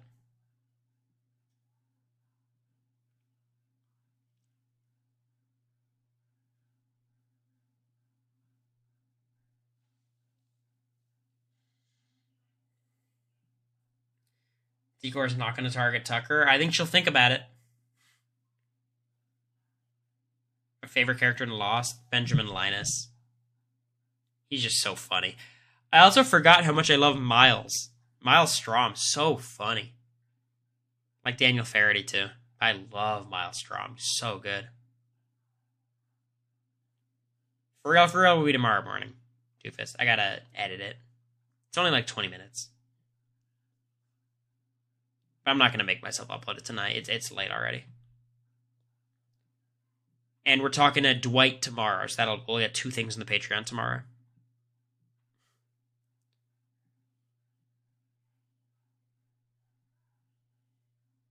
How are you still alive? Fucking tell me about it.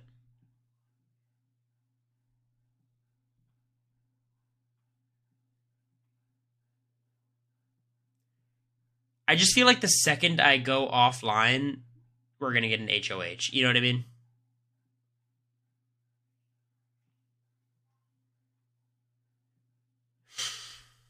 The birds are okay. We don't really see them. The mom or the dad, they just cover them up. Sounds like a reason you should go offline to me, yeah.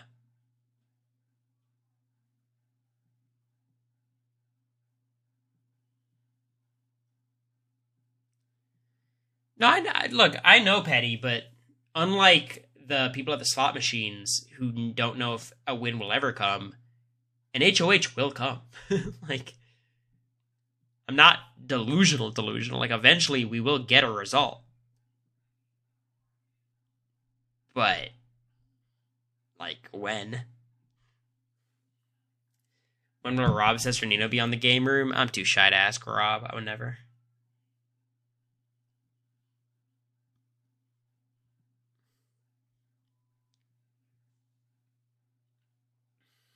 Sawyer's redemption arc is so satisfying. I mean, I think it's a pretty fast redemption arc. Like, his redemption arc isn't like, he goes like up and down and up and down and up and down. I just love I don't want to speak too loud because America might be able to hear me outside, but I love the way his like love arc works.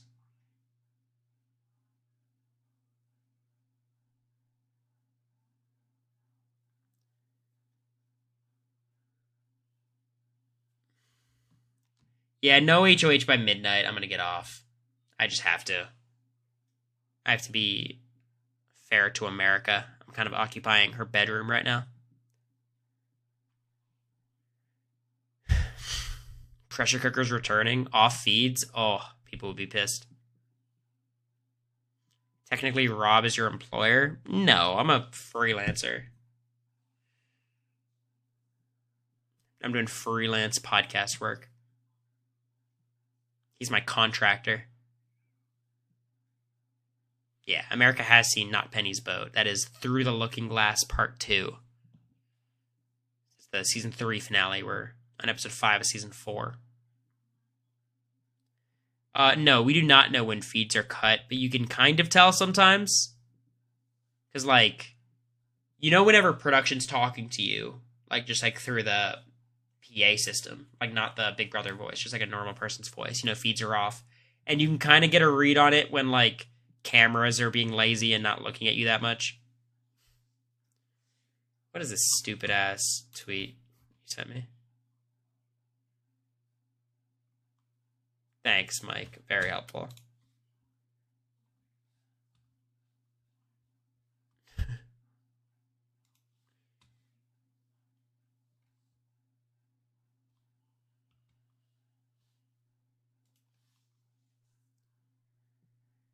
Do you think Rob would return for Survivor 50 if he was given the opportunity? Honestly, my advice would be he shouldn't.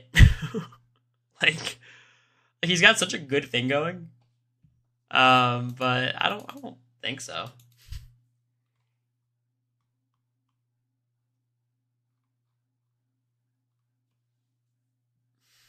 He wouldn't be able to podcast for a year. Like, I don't know.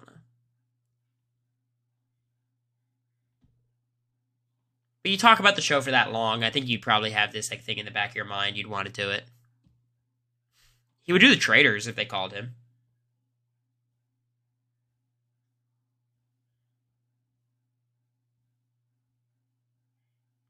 He said it'd be hard to turn down. That's exciting. I mean, it feels like a no-brainer to ask him then. It would just be such an exciting thing for the community. I would tell you, it would be a very... So, I think Asia can't podcast about Survivor, is my guess. You know what I mean? Which obviously is less of a problem for her. It's a bigger problem for Rob. I think Rob would be in a tough spot because I don't think anyone would target him immediately because they would know, like, people would be pissed. But would he have any shot of winning? I think he would be allowed to podcast about other shows, I would imagine, yeah. Would you do Traitors? I would do anything they called me for. Going on these shows is so cool. It's so exciting. Like, you don't do anything that compares to it. Even the goofy-ass Big Brother competitions that are filmed in a little warehouse, they're still fun. When is season 3 coming out? I mean, it's already filmed, so it can't be that far in the future. I assume it'll be in the fall, right? Yeah, Asia was on the roundtable, yeah. It's January, okay. Wait, were you talking about traders? Yeah. I just realized they'll probably have like PPG or one of them. Leah would be the one they should get. Leah, they would get Leah. She'd be such a bad faithful. I think oh my Cordell god. maybe's got a shot. I feel like they would also like Bring Aaron back. Aaron. Yeah. I'm so glad. I totally forgot that it's part of the same like network. Feeds are back. What? In like a minute. This is Brooklyn. Oh, is it not? That's Brooklyn, the top left. Oh, fuck. I'm so glad you came in. Why? I was imagining you're in the other room just pissed. Why? I am, a little bit. You're not spending any time with me. The Are feeds you are not... kidding me? I feel like the second I get offline... No, you said, I'm going to stream until they start the competition. And I'm here and I'm like, okay, he fucking hates me. You argued with me this morning while we were in traffic, while we were on our way back. Oh, come on. No, yeah, that happened. And then we're here. Oh, and then you don't get me any wine. You go to the grocery store and you come back with a picture of the shit that you know I hate the most, the margarita mix. And you don't get me any wine. You said you had a half bottle you didn't want to drink and I'm tonight. like, no, and I'm like, oh, I'm not going to drink. And usually when I'm like, oh, I don't want to drink, you're like, oh, I don't want to drink either. Instead, you're like, yeah, pour me a glass. Pour me another one too, bitch. And I'm like, are you kidding me? I thought we drank together, not just one of us. And then I'm there by myself just all night having to watch Below Deck. Today you wanted to eat lunch at Rafferty's. I already ate lunch, and I said, you know what? I'll get a Caesar salad that I hate. Oh, you had lunch. Yeah. I forgot. You should have said something. See, now we're not communicating. Are you kidding me? I forgot that you had lunch, babe. I was talking on the phone, so I didn't... I was on the phone, so it didn't... I would just like to think you would, like, be more mindful of... I try to be mindful of you, and it's okay, though. No, you just didn't communicate with me. Are you fucking kidding me, Cory? You could have told me. Feed's actually back? Thank God. Oh, thank God. I needed this. Yeah, because we were about to get into it. We were about to fight. We were about to tussle. We're about to go crazy after the feeds. I'll turn the volume off. Oh my God. I'm going to bed. You don't want to see who HOH is? I'll be sleeping on the couch. I'm sure I'll hear you. Back to cats!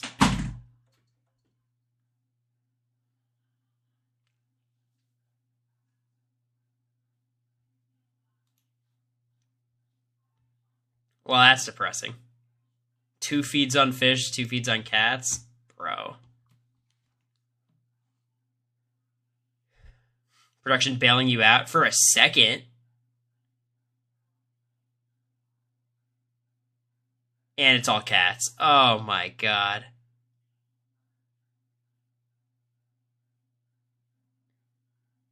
Who won HOH? No one yet.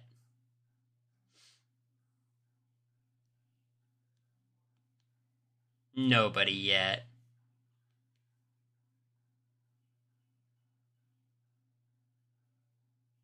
They're back?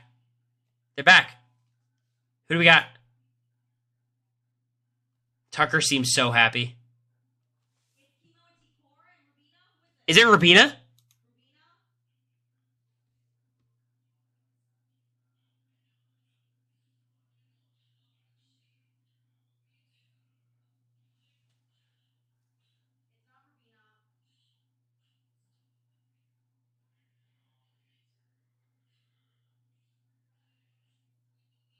T-Core? T-Core got the key?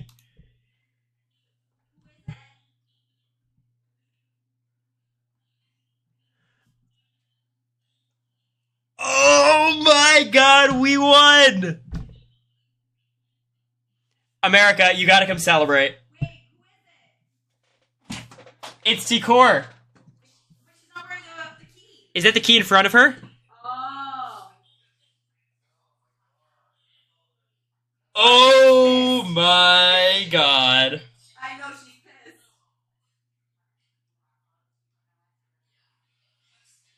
Oh, it's all worth it.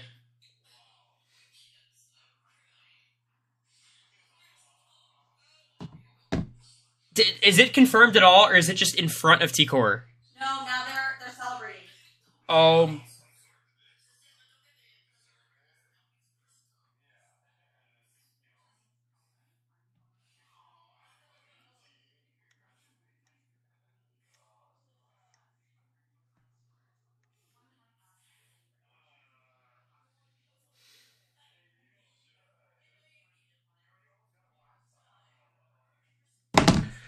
Oh my god, it's confirmed. Oh, T-Core HoH is so good. Oh my god. She's gonna... This whole week is gonna be, will she target Tucker? She's not gonna target Quinn. She's gonna put up Joseph's ass, maybe. Probably MJ. Oh my god. It's gonna be MJ Leo, right? Tucker's not gonna like that.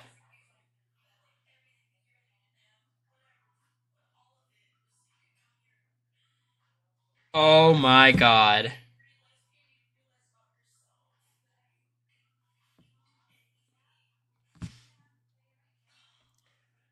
MJ Cam Joseph? I don't know if she puts up... T-Core has said a word.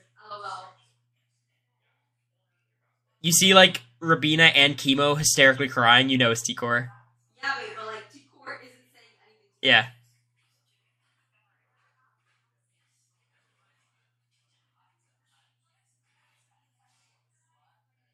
Let's fucking go.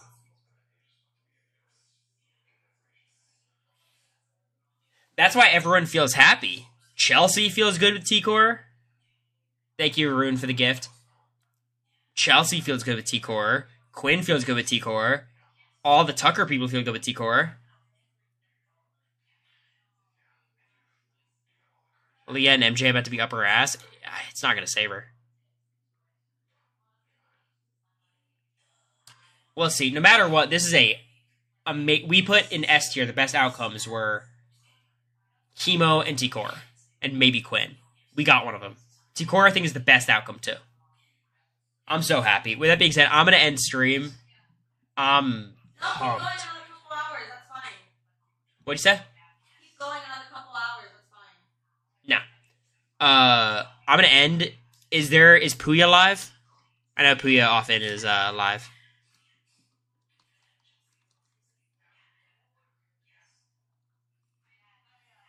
Scally?